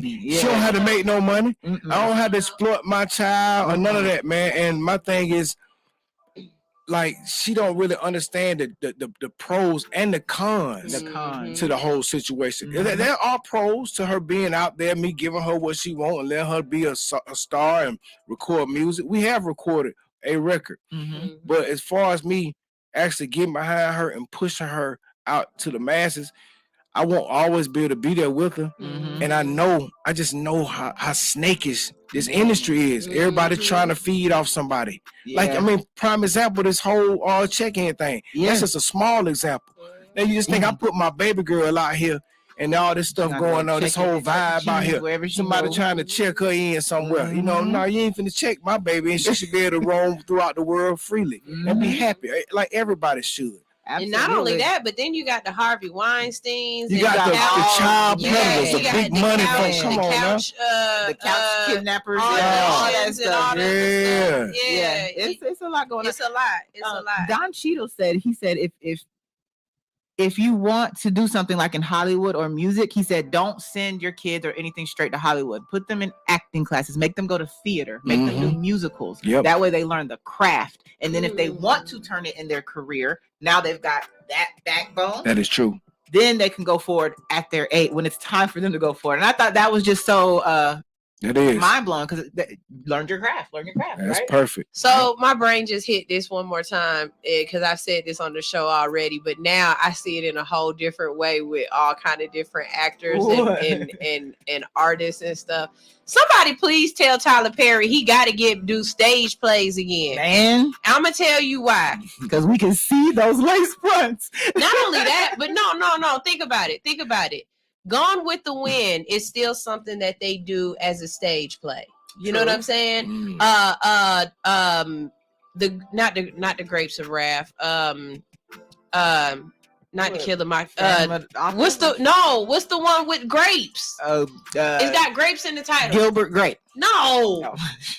I hate her. Anyways, The Color Purple. That's not what I was talking about. But The Color Purple is still always going to be on stage play. You know what I'm saying? Stage plays last forever and ever and ever. They keep coming back. The Lion King is going to keep coming back. It's going to keep coming back. Movies are movies and they're amazing. But I would love to see Tyler Perry create a stage play that 50, 60, 70 years from now, people are still doing that stage play over and over and over again. And what if that stage play was about hip hop? What if that stage play was about, you know what I'm saying? You know what I mean? Think about all the different names in hip hop or in music that if we talked about them and what they've done for our culture in the year 2020 in 2020 in 2222. when they still doing it, if we still around and make it survive that long, if Earth survives, then think how raise it in the sun. Thank you. I knew it was something about a grape or a raisin or something. I Damn missed that. All I'm saying, you think Medea gonna be here 100 years from now? But no, not necessarily a Medea, but something that means something to us that is rooted within our culture. Like a West Side Story. Yes, you know what I'm saying? But made for a musical. You know what I'm saying? Hell, let's be honest. If we could do a East Coast, West Coast rapper play with different rappers in it, different people that Hamilton. Yeah. That would be something that would stay around forever. And I just New Jack City. No, they did New Jack City. I saw them clowning it. I didn't see. No, I saw what I saw was somebody trying to be funny. I need to actually see it. Okay. But I feel you. That's exactly what I mean. Yeah. You know what I'm saying? Because think about it. You could have folks getting on the bus, folks being at they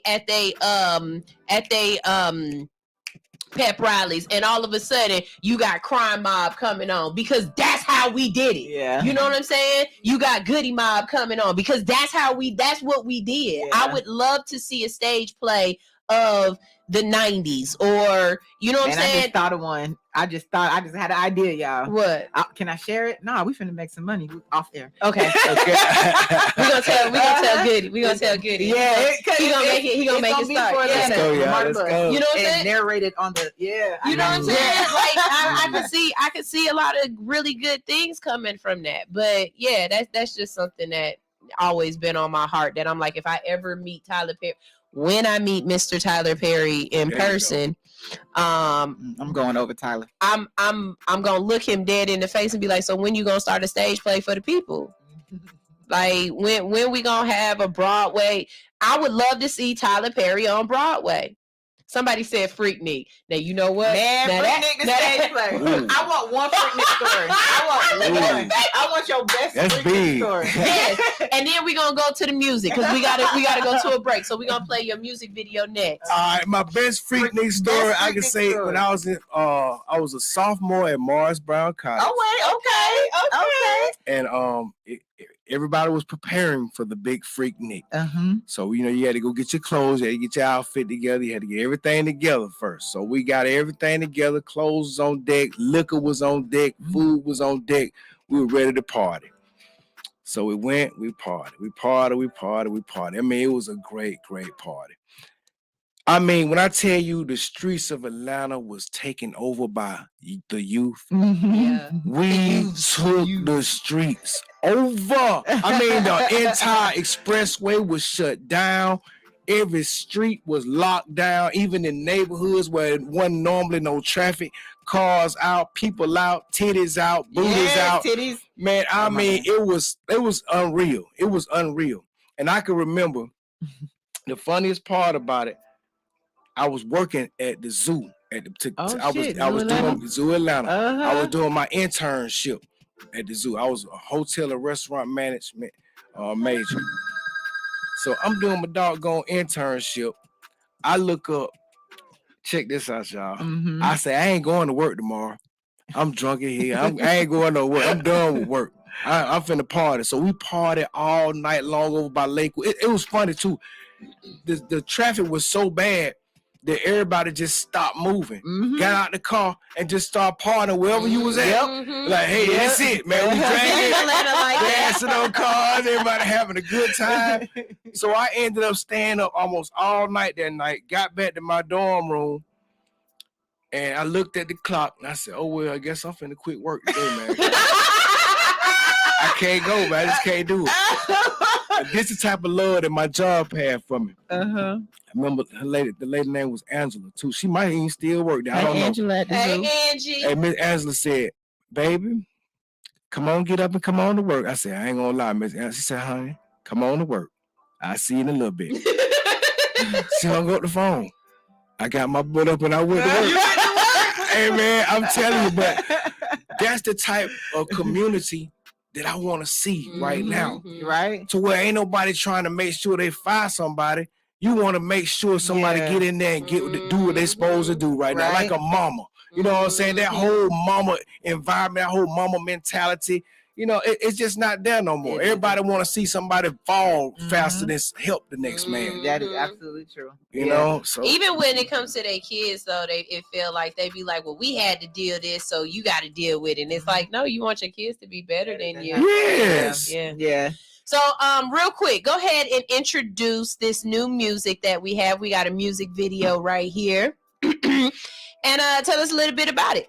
Oh, y'all. Coming up next, you got your boy T-Mo, Goody 1-4 for Goody Mo B, dropping his first single off his new project, We Gotta Do Something. That's the title of the whole album, y'all. Check the whole album now. But the title of this record is called Top of the AA. I got the idea from my homeboy Diamond. That's my dog, but check it out, man. Diamond had to borrow this one, man, because right now it's the top of the AA speaking. It's the top of the AA. Hey, spread the love throughout the community right now, y'all. So hopefully y'all can get with this one. It's not as heavy as the Goody Mob stuff that y'all used to hearing, but we're going to get into that, man. So for right now, top of the AA, y'all. Top of the AA.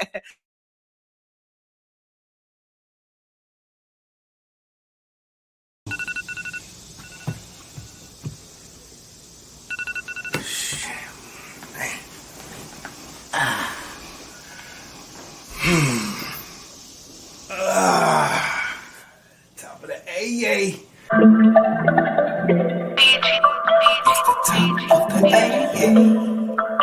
It's the top of the AA. It's the top of the AA. I'm up in that this money.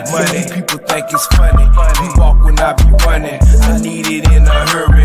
Look out that body curvy. Her man looking worried. Don't wanna have to bury your tail tuck scurry. I don't want no problem. I'll be the one to solve them. Don't fight over no bitches. Too many in the world. She's never really yours. You're never really hers. My vision full of blurs. These niggas looking scared. Looking like a coward. Your attitude is sour. You do it for the minute, I do it for the hour. God gave me the power, grace and gave me mercy. Haters wanna curse me, but their weapons didn't prosper. Satan tried to hurt me, chocolate like a Hershey. New York got to New Jersey, like James, I'm worthy. He see a G coming, but I don't wanna. If I did, she's a goner. We be smoking marijuana in some corner of the AA, the top of the AA. Of the AA, the top of the AA. I'd have her in a sauna by the end of the night. We'd be under the moonlight. By the end of the night, we'd be on Versace sheets with a bottle of Bel Air, looking up at the stars with just a few cares. Fingers through your hair, playing truth or dare. You a model, I'm a player. It's been groomed and I care.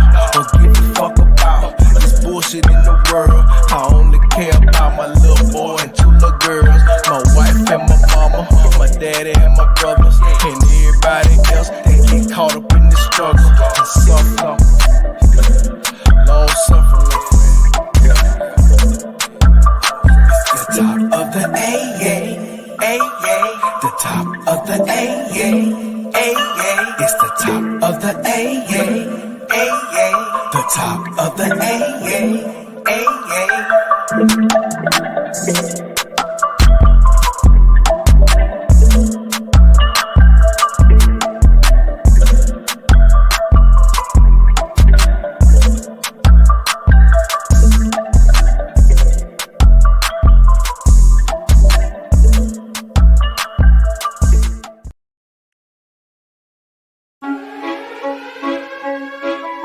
From the west side, little nigga. Trill did it again. Bankhead to be exact. Yeah.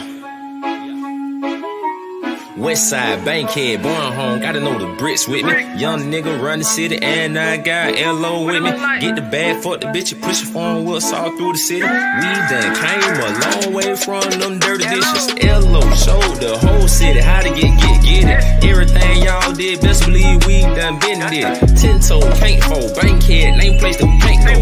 Born home, stand up for the king, shit, gon' throw your L's up. Built, not bought, G-code, young low going, beast mode, still got a thing for free codes. Took his whole like repo, low ran the base like Nino.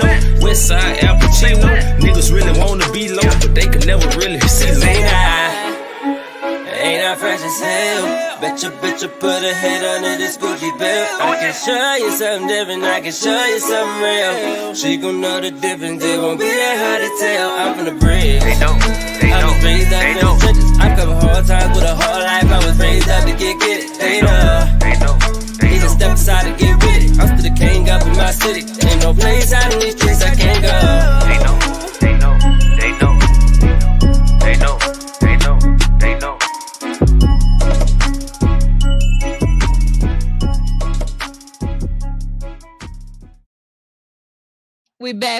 We back. That was Shouted Low Jr. with I think that's They Know. Hold on. Bricks. Is that one Bricks? And before that, we had Mr. Timo Goody, 1/4 the Goody Mob with Top of the A-Yay.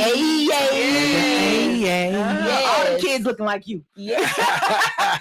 We know what your baby's gonna look like. Oh, no DNA required. Definitely. So, can we expect a get together, a tribute album, or anything, a concert series? Like, can we expect anything from Goody Mob together? You can expect something from the Goody Mob. In the next, I would say 7, 8, 9, 10 days. Oh, really? On next Friday, November 24th, at the Eastern on Memorial Drive. Okay. I sure hope to see you beautiful ladies in the house. Y'all personal invite? It's a personal invite. Invite me too. I need you to write it on paper. Yeah. All right. I call people on their phone and be like, this security guard is tripping. Okay. Mr. Timo. I need you to tell him that you personally invited me. Believe it, I shall, and I will. Because what the hell? Yeah. No, yeah, but that's it though. It's gonna be an ATL extravaganza. I can say that. We got a lot of people we bringing in on the show with us, so it won't just be us. It'll be a lot of people. Involved. That's cool. Yes. That's what's up. That's what's I up. like that. The show's almost over, but I love to just keep catching up a little bit more and talking a little bit more for those Percocet babies who don't know you, who don't know the music, right? Mm-hmm. What do you tell them? For the ones that don't know me, I say, man, I'm born and raised in Atlanta, GA. One of the few that's actually from Atlanta, GA. You know what I'm saying? So with that being said, I'm one of the first rappers ever in Atlanta, GA. I'm not the first. I'll probably say the first that I knew about was Raheem the Dream. Okay. He wasn't the first. Raheem the Dream, Shadi, right there. You weren't jamming one of them when I was growing up. I don't know what you were doing. But, check that. Look them boys up. They the truth. They the realest. I actually got a remix for Top of the AA with Raheem the Dream on there, too. I think he worked with Glorilla when she first came up, too. Okay. F&F, too. Raheem's still working, y'all. Oh, yeah. Raheem is working, man. So I would tell y'all, man, do your homework on the industry. I would say anybody that's inspired by the music and you want to do hip-hop or whatever you want to do, I would say be all you can be and do the best you can do. And always remember when you record those records, think about it like this. Think about it. Put it in your mind that when I record this and put this music out, what is it going to sound like 20, 30 years from now? Will it still make sense? Will this message still carry 20 years from now? Will they understand Will they understand what I'm saying 20 years from now? If so, if I believe they will, and if I think they will in my gut, I'm going in the right direction. Like I still know not to litter. You know what I'm saying? There you go. Right? You don't want to be no one-hitter quitter. You don't want to be no one-hit wonder. You want to keep going. You know what I'm saying? I learned my lessons through y'all. I'm trying to tell you. That's a whole bunch of different. Yeah. Everything, but would you say that y'all go if you are a Percocet baby and you are not well versed in Timo and Goody Mob's albums, go look at the collection. What they said back then applies so much now. And think about saying that 20 years ago, 25 years ago, and for it to still apply. Yeah. That tells us two things. We still got a lot of shit to do. And we've done a lot of shit. Yes. So I think I implore you, Percocet babies, to go get this catalog from the beginning, first album all the way up into the top of the AA. Please, y'all, check out Mo Goody drop Freedom. I got a Freedom album y'all need to check out. T Mo Goody, Freedom. The second one y'all need to check out, South Saying Something. I just dropped that last year. I got Pastor Troy on there. I got Bone Crusher on there. Shit, I got Bone Crusher. the A showed up for me on that one, y'all. It's one of the best kept secrets, right? Hey, it can fly right now. I could have played that record today and we would have been rocking just as hard. I got so much music. Man, I need my own concert, y'all, because y'all need to hear this, man. I got a lot of heat, man. Well, let's put it together. Let's do it. Yeah. We know a couple spots you can do some shows at. And it's got to be the live band, too. It's going to be for the grown and sexy. I love live It's going to be the live band. band. I got a band they're one of the hardest. They're one of the hardest out there right now, y'all. I come on my live with them every now and then just to give everybody a sneak peek of the talent that's in the circle. Right? It's real. Talent. Real. That's a beautiful. Do you think Goody Mob has gotten their flowers? Goody Mob has not got our flowers, but you know what? I don't want mine right now. That's all right. I ain't got to get because I see what just happened to my main man Takeoff. As soon as you start hollering about flowers, this man dead within 2 weeks. You know what I mean? So keep my flowers right now. You know keep them motherfucking flowers. I don't want them, man. But rest in peace to him too, man. Okay, so let's talk about behind the music, because one thing about y'all is y'all didn't end with the music. Y'all turned a lot of it into business. Yes. Okay. So y'all have got businesses. Some of y'all got y'all hand in the cannabis industry. Like, what are y'all doing behind the scenes that people might not know about? I'm glad you said that. Yeah. Look at that, man. I'm slipping, y'all. Check me out, everybody. Hey, anybody that want to know about the hemp business, T-Mo Goody got that is hemp. It's called Mo Goodies, the Mo Goodies Company. You can check me out at Mo Goodies, MOGOODIESCO.com. Okay. Go check that out. I take pride in one of my particular products. And I take pride in all my products, but one of them I really have close to heart and I hold dearly. And that's my Georgia pecans. Ooh. My Georgia praline pecan, CBD pecans. Which he didn't bring us none, did he? I don't see nothing. I didn't bring us no nuts. I didn't bring to put in our mouth. You didn't bring us no nuts. You didn't bring us no nuts to put in our mouth. Did you? Yes or no? Yes or no? I like nuts in my mouth. Ooh, Lord. Georgia nuts. I thought so, man. I'm talking about this might not be pecans. I got some trouble, baby. And then they got a little stuff on it. Hey, I really apologize. That's gonna be our next segment. I'm gonna have to. We want your nuts, Timo. Hey, man, I'm telling you, them Georgia pecan, praline pecans, they so strong. But I'm gonna warn you.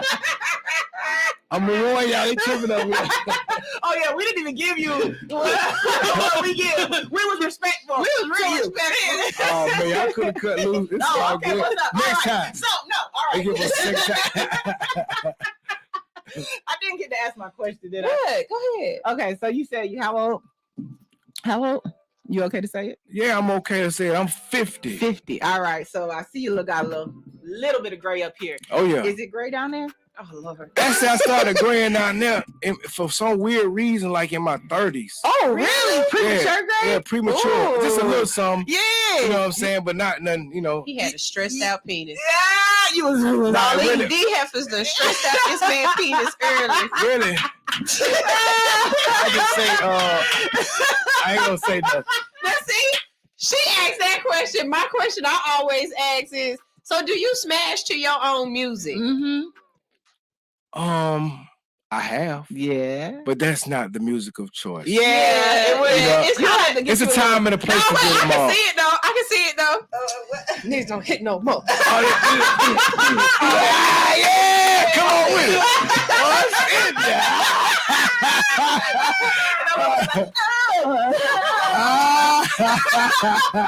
Oh yeah, we can do it. We can do it. Oh, they do it. We'll find a way. We'll find a way to do it too. Okay. Next year, you're gonna have some political. You know. Okay, believe it. I believe my son was made to sing. There you go. Yeah, you was definitely one of my boyfriends in my head growing up. I ain't gonna lie. Oh, there it is. What it is. Appreciate it. Yeah, definitely. So okay, so out of the group, what kind of businesses do we have? Like, I know it, but I don't want to. I'm trying to get you to talk about it. What kind of businesses do we have? So we got you with the pecans, and I expect some pecans. It's really a hemp business. So I have the hemp business that I'm rolling out. It's Okay. the Mo Goody CEO. Okay. So we take pride in our hemp pecans, Georgia praline pecans. We got the gummies. We have several different vapes. So we got the vape pens also. We're coming with the disposable vapes, but for right now we just got the oils. I'm gonna bring y'all back some of them if y'all indulge in the vapes. So we got multiple things. We got about 8 different flavor vapes that we can get to, and we specialize and take pride in having the strongest product on the market. So I will warn y'all, when you taste the pecans, it's not nothing you just want to run through the whole pack. Oh, so you just gotta eat your nuts You slowly. gotta eat your nuts slow. Okay. You right here, you want to take time. You want to do it just like you have sex. You ain't gonna rush through the sex. Okay. You ain't gonna rush through the pack of pecans. You're gonna take your time and finesse them pecans. I'm gonna finesse the hell out of them pecans. Okay. So with that being said, we also got another branch of Mo Goodies. It's the Slim Goodies brand that we got. Okay. The Slim Goodies brand is my cigar and my hemp smokers. Those are and the way I created this entire brand is I used to be a heavy black and mild smoker. Right. And so they started making me feel a certain kind of way. My chest feels a certain kind of way. So I used to bust them down and freak them and all that type of stuff. Yes, they say. Atlanta. But when you're looking at them, and my partner said, look at what we really smoking. It don't even really look like real tobacco. It looks like somebody took a black and mild, crunched it up, and put it inside of a black and mild. If you ever get a chance to look at it, take a look at the interiors of a black and mild. So with that being said, I said, you know what? Let's create a hemp looking black and mild with the tip on it that you can still smoke. That's a lot lighter, a lot healthier. Smoking ain't healthy, but hemp is a little bit healthier than smoking tobacco. Right. You know what I'm saying? So we try to create that. So I've been working on this for the past year. We finally come up with, I feel like, almost the perfect product right now. So that's the Slim Goodies product. So we're going to get y'all some Slim Goodies. I want y'all to stay tuned. The Slim Goodies project is in the making right now. We just got with our packaging company this past Friday, just a couple days ago. So we hadn't even packed them yet. But we got them, but they ain't packed yet. So we're going to have the grape and we're going to have the plain for right now. Okay, I'm with it. And I can't wait to give them to y'all. Okay. I can't wait to give them to y'all. Come back and talk to us about all of that. Yes. So you came in and talked to us about music. You got to come in and talk to us about business next time. But you got to bring your nuts. I will definitely bring some more nuts in here with me. Yo, Georgia nuts. I'll bring some more. He said he don't got enough to share today. He just brought two. I'm gonna leave that on the table for you right now. Don't leave your nuts on the table. Kel's gonna be mad if you put your nuts on the table. I'm telling you right now, you ain't never been interviewed like you gonna be interviewed on All Hustle No Fear. We was good to you today. We was well behaved. You really were. Yes. I'm proud of you. I'm proud of you. Thank you. Is there anything that you would just like to let us know? Just tell us. You know what I'm saying? Just, Yeah, I just want y'all to stay tuned, man. We also working on the top of the AA movie right now. Ooh. You know, yeah. You got a lot going on. Yeah, I got my homeboy writing the script out right now, putting everything in motion, and hopefully we're gonna begin, casting for the movie. Oh, the score to that would be amazing. You need any writers? I'm a writer. Yeah. I need you. Yes, that's it. I put on the ski mask and run through a spot. Yeah. Come on. Yeah, Then. definitely. Put that ski mask on, we got a comment right here. King Improvement Solution said, "All hustle, no fear." Flowers to Timo Goody when he saw my Goody Mob tattoo in Charlotte. He took me to the rest of the group to show it to them. Best night of my life. Big dog. I'm a big dog. What's up, big homie? There's a question. What's some of the weirdest or coolest stuff that fans have done or showed you or just brought to you? Yeah, what kind of groupie love have you got? Yeah. Well, I got these plaques that this gentleman made for us. I can't even remember his name. I feel real bad right now about it too. But he made each one of us these beautiful wooden sculpted plaques that he made by hand himself. And they look really, really nice. If you look at my video, again, if you pause it on one of the spots, you can actually see when I'm coming down the stairs, the picture that he sculpted of me. Oh, it's fire. He did all of us, the whole Dungeon family. He did everybody one. I love when people are just talented like that. Yeah, that's one of the dope. And then somebody made a pyramid of us somewhere. I hadn't even seen it in person, but I've seen pictures of it. It's somewhere around here in Atlanta. Then somebody got pictures of us on Campbellton Road. They put us on the side of this building, and somebody messed up my picture, y'all. And I don't know who did that. Whoever did that, I'm coming for you. Believe me, they drew over it or something? No, I just kidding. They No, I don't know. It's just like it faded out or something. Maybe the sun hits it right there. Yeah, all but the time. it'd be a lot of love like that in the community. Oh yeah, we need y'all a big mural. They got Outcast out in Little 5, so we need Goody Mob over there. We're about to have one. It's gonna be a Little 5, y'all. It's coming real soon. It's in the making. That's in the making. Okay, so tell us when they grand reveal it. Yeah, let us know so we can be out there as media. I will. We would definitely love to be out there. And I would definitely love for y'all to be there. We're gonna have the food trucks and everybody on deck for that one. Yes. Some more of them. Timo and some nuts.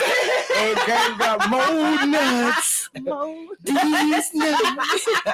These nuts. At that point.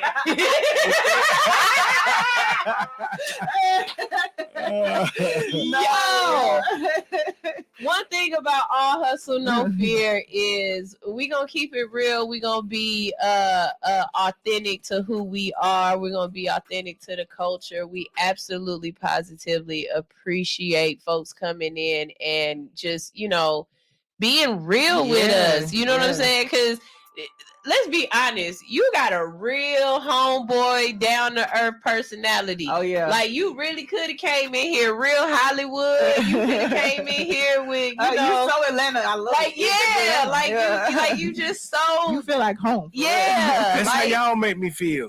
Like even looking at y'all, almost like remind me of, like, damn, do I know them from somewhere? We do. Wait, you really look like somebody I know. Oh, you didn't probably see her. She got a real familiar face. in your dreams. Yeah. Okay. That's what I do. No, I don't know. Could be spiritual. Who knows? I don't know either, man. But it's a vibe. I feel it. It's that down home, that down south thing. That's all. It is. We at home. All I'm us got from that here, feeling. born and raised. So I've been here for 20 years. She's from here. You from here? I've been here since, is it 20 now? Yeah. I've been here since 98. So yeah, I've been here for a nice little round town. No, yeah, you know what? My daddy, his office used to be next to LaFace Records up at the 1700 Peachtree, whatever that building was. So I used to run around there all the time. I don't know if maybe I saw y'all or you remember me as a child, but I remember. I mean, you never know. No, I actually went to. No, I actually is a chick I went to college with. You look like you could be her twin sister. For real, okay, we cute. There we go. Hey, twin. Okay. Let me get that degree real quick. So look, we about to go ahead and get out of here. We're gonna take our pictures and do our behind the scenes. While we are gone, we're gonna play, of course. Say it again for them. Tell them all about the music. Top of the A. We're gonna play it one more time because it is the top of the A. Like yes, we just woke all y'all up. Good morning, good morning, good morning. If y'all out there and this is your absolute first time visiting All Hustle No Fear, first thing I want to say is thank you. We appreciate you for checking in. If you came in for Timo, but you staying for me. Okay. I am here. Oh, you still playing with a mic. We got to go ahead and give out our shout outs to everybody. First of all, shout out to all my truckers out there that's listening. Hey, truckers, give you some of that ASMR. What's up? Hello. How are y'all doing? Good morning. Y'all know. Okay. Y'all know what I like to tell y'all. I might not be your lot lizard, but I'll be your mud flat, baby. I got your back all day long. Shout out to those beautiful Delta Bays walking down the concourse. Forget you, spirit. Hey, I said this earlier, but I'm gonna let y'all know. all of y'all that's on the fast ride to hell, you got to find out, is it on the Megabus or on Spirit? Yeah. And does Spirit have first class? We was trying to figure that out. The Spirit has it's all economy. It's all economy. Sit where you want to sit. Yeah. First come, first serve. Yeah. It's terrible. Beat that bitch on the plane. Okay, so that's my new thing. How is you making it to hell? Is you riding Spirit or is you riding the Megabus? Now, I believe I'm on the Megabus. We're going to take our time getting there. We're going to stop a couple of extra stops, but we're going to get there when we get there. I'm rocking Some of y'all, I done seen, you going on the trip. Okay? All right. So shout out to all my Delta Base click clacking down the concourse. How y'all doing? And stay your ass on the concourse because I did almost run one of y'all over. Okay? The crosswalk is not y'all's, just the aisles on the Delta plane. Sorry, I had to get that up. Shout out to all my teachers out there that have to go to school and call some little kid a cat. Some little kid identifies as a pterodactyl. Yeah. Make them spell it. Yeah. You know what I'm saying? You got to talk to them pterodactyl. Yeah, shout out to them. And we are working on our next live show. Our next live show is going to be the second Tuesday in December. That's the 13th, right? It is 13th and 14th, I think. Yeah, 13th. 13th. Yeah. So that is going to be December 13th. That show is going to be all about mental health. Okay. Yes. So if you've got some issues, you know somebody with some issues. Because see, y'all, let me tell you something about mental health. Just because you don't have a mental health issue doesn't mean that somebody else's mental health issue ain't your issue. True.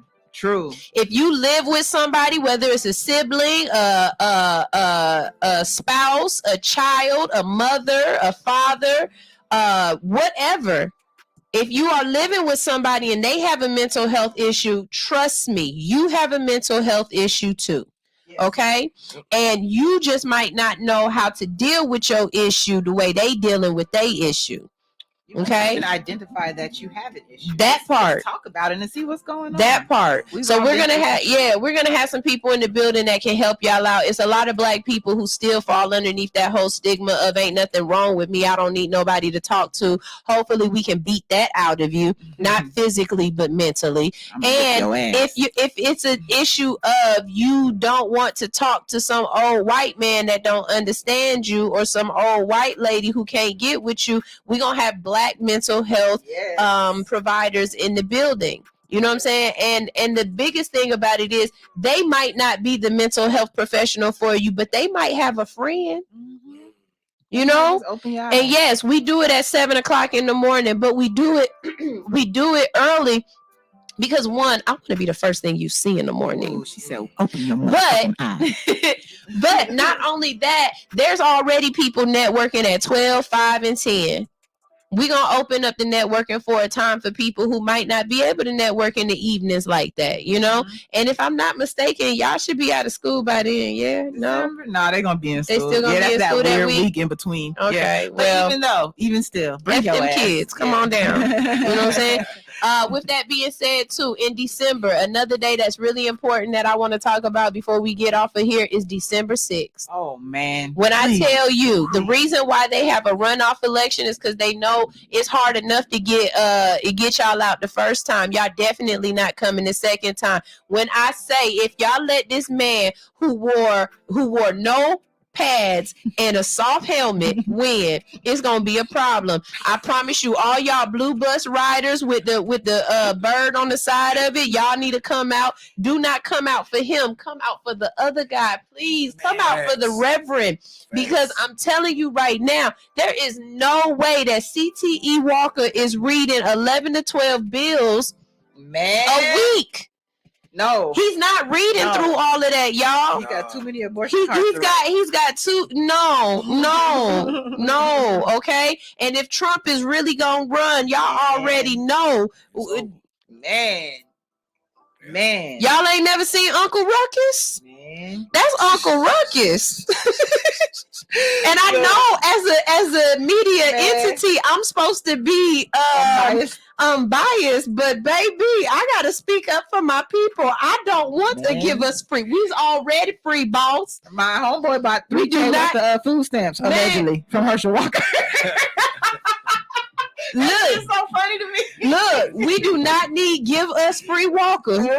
Because that's exactly what it's going to do, okay? I need y'all to get out and vote. If you didn't vote the first time, this is your chance to make up for it. Please go out and vote. And you have to remember, historically, Black folks do not show up for runoffs. All right.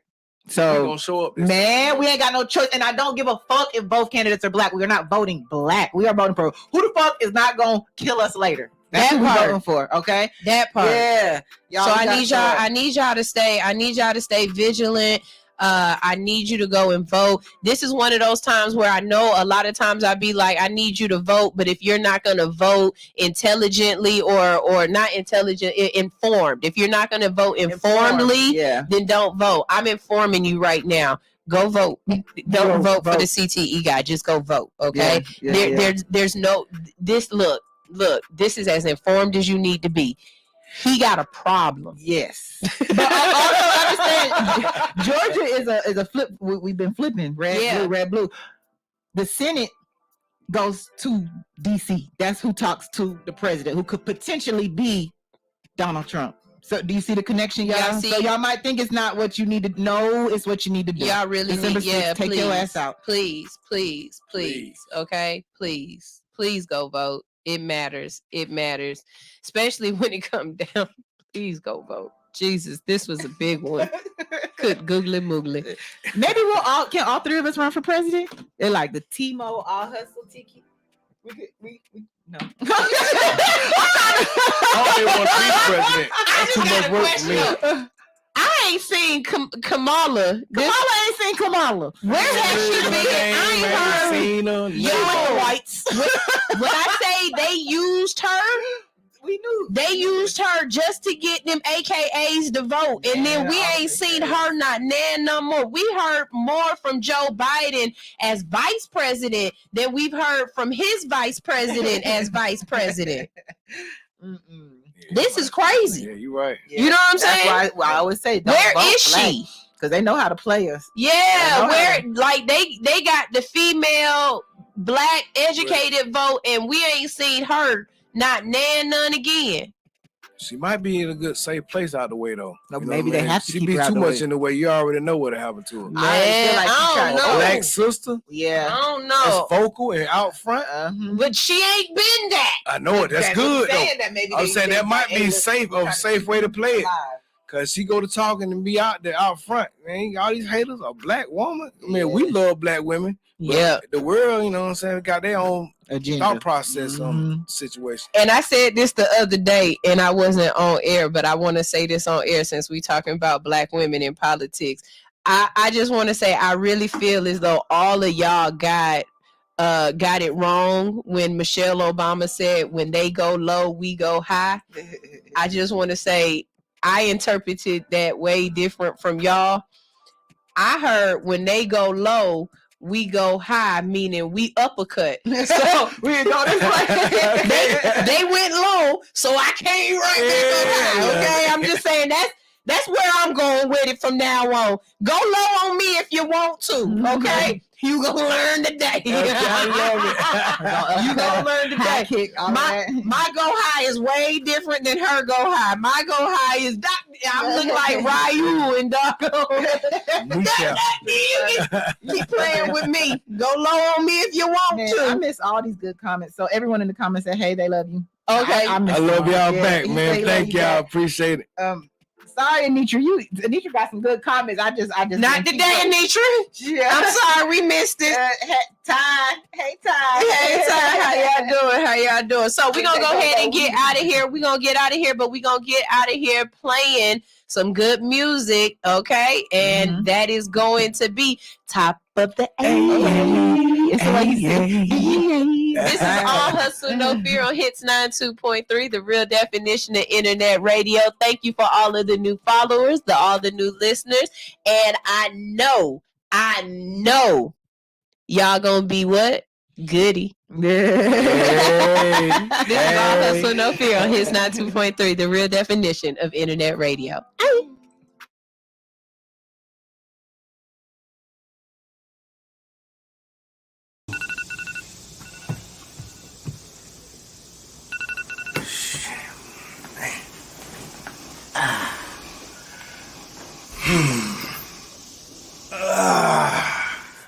Top of the AA.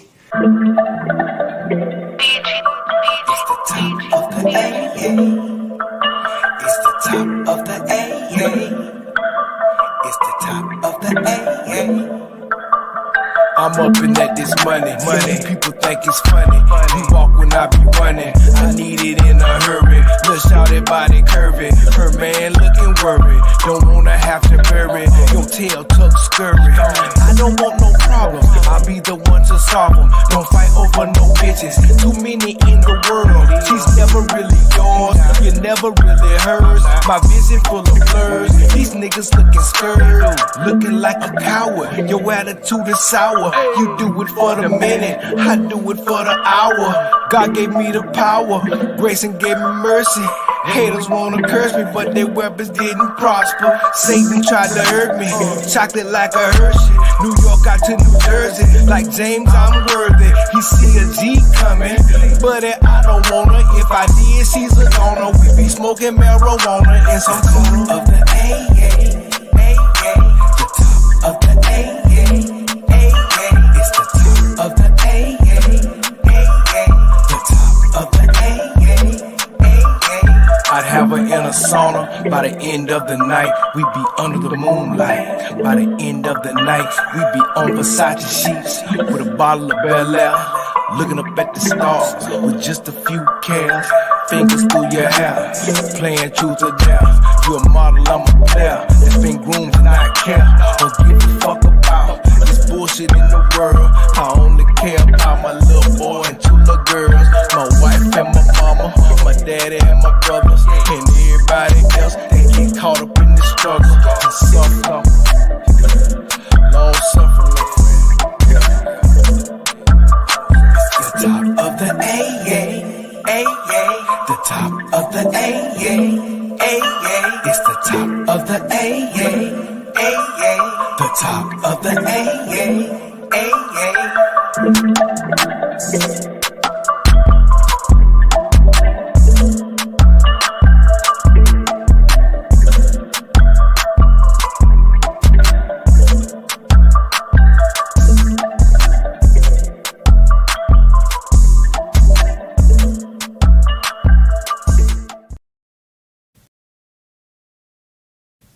We're live, y'all. Wake your ass up. It's time for All Hustle, No Fear. Go ahead and click the live and watch the behind the scenes or see the whole show the way it's supposed to go on YouTube or Facebook. You can follow us on Facebook at Hits 92.3 or watch us on YouTube at All Hustle, No Fear. But the best way to do it, baby, is to have me in your ear. So that's right. Download the Hits 92.3 app and listen in. We're about to get started from 7 to 10, Monday through Friday.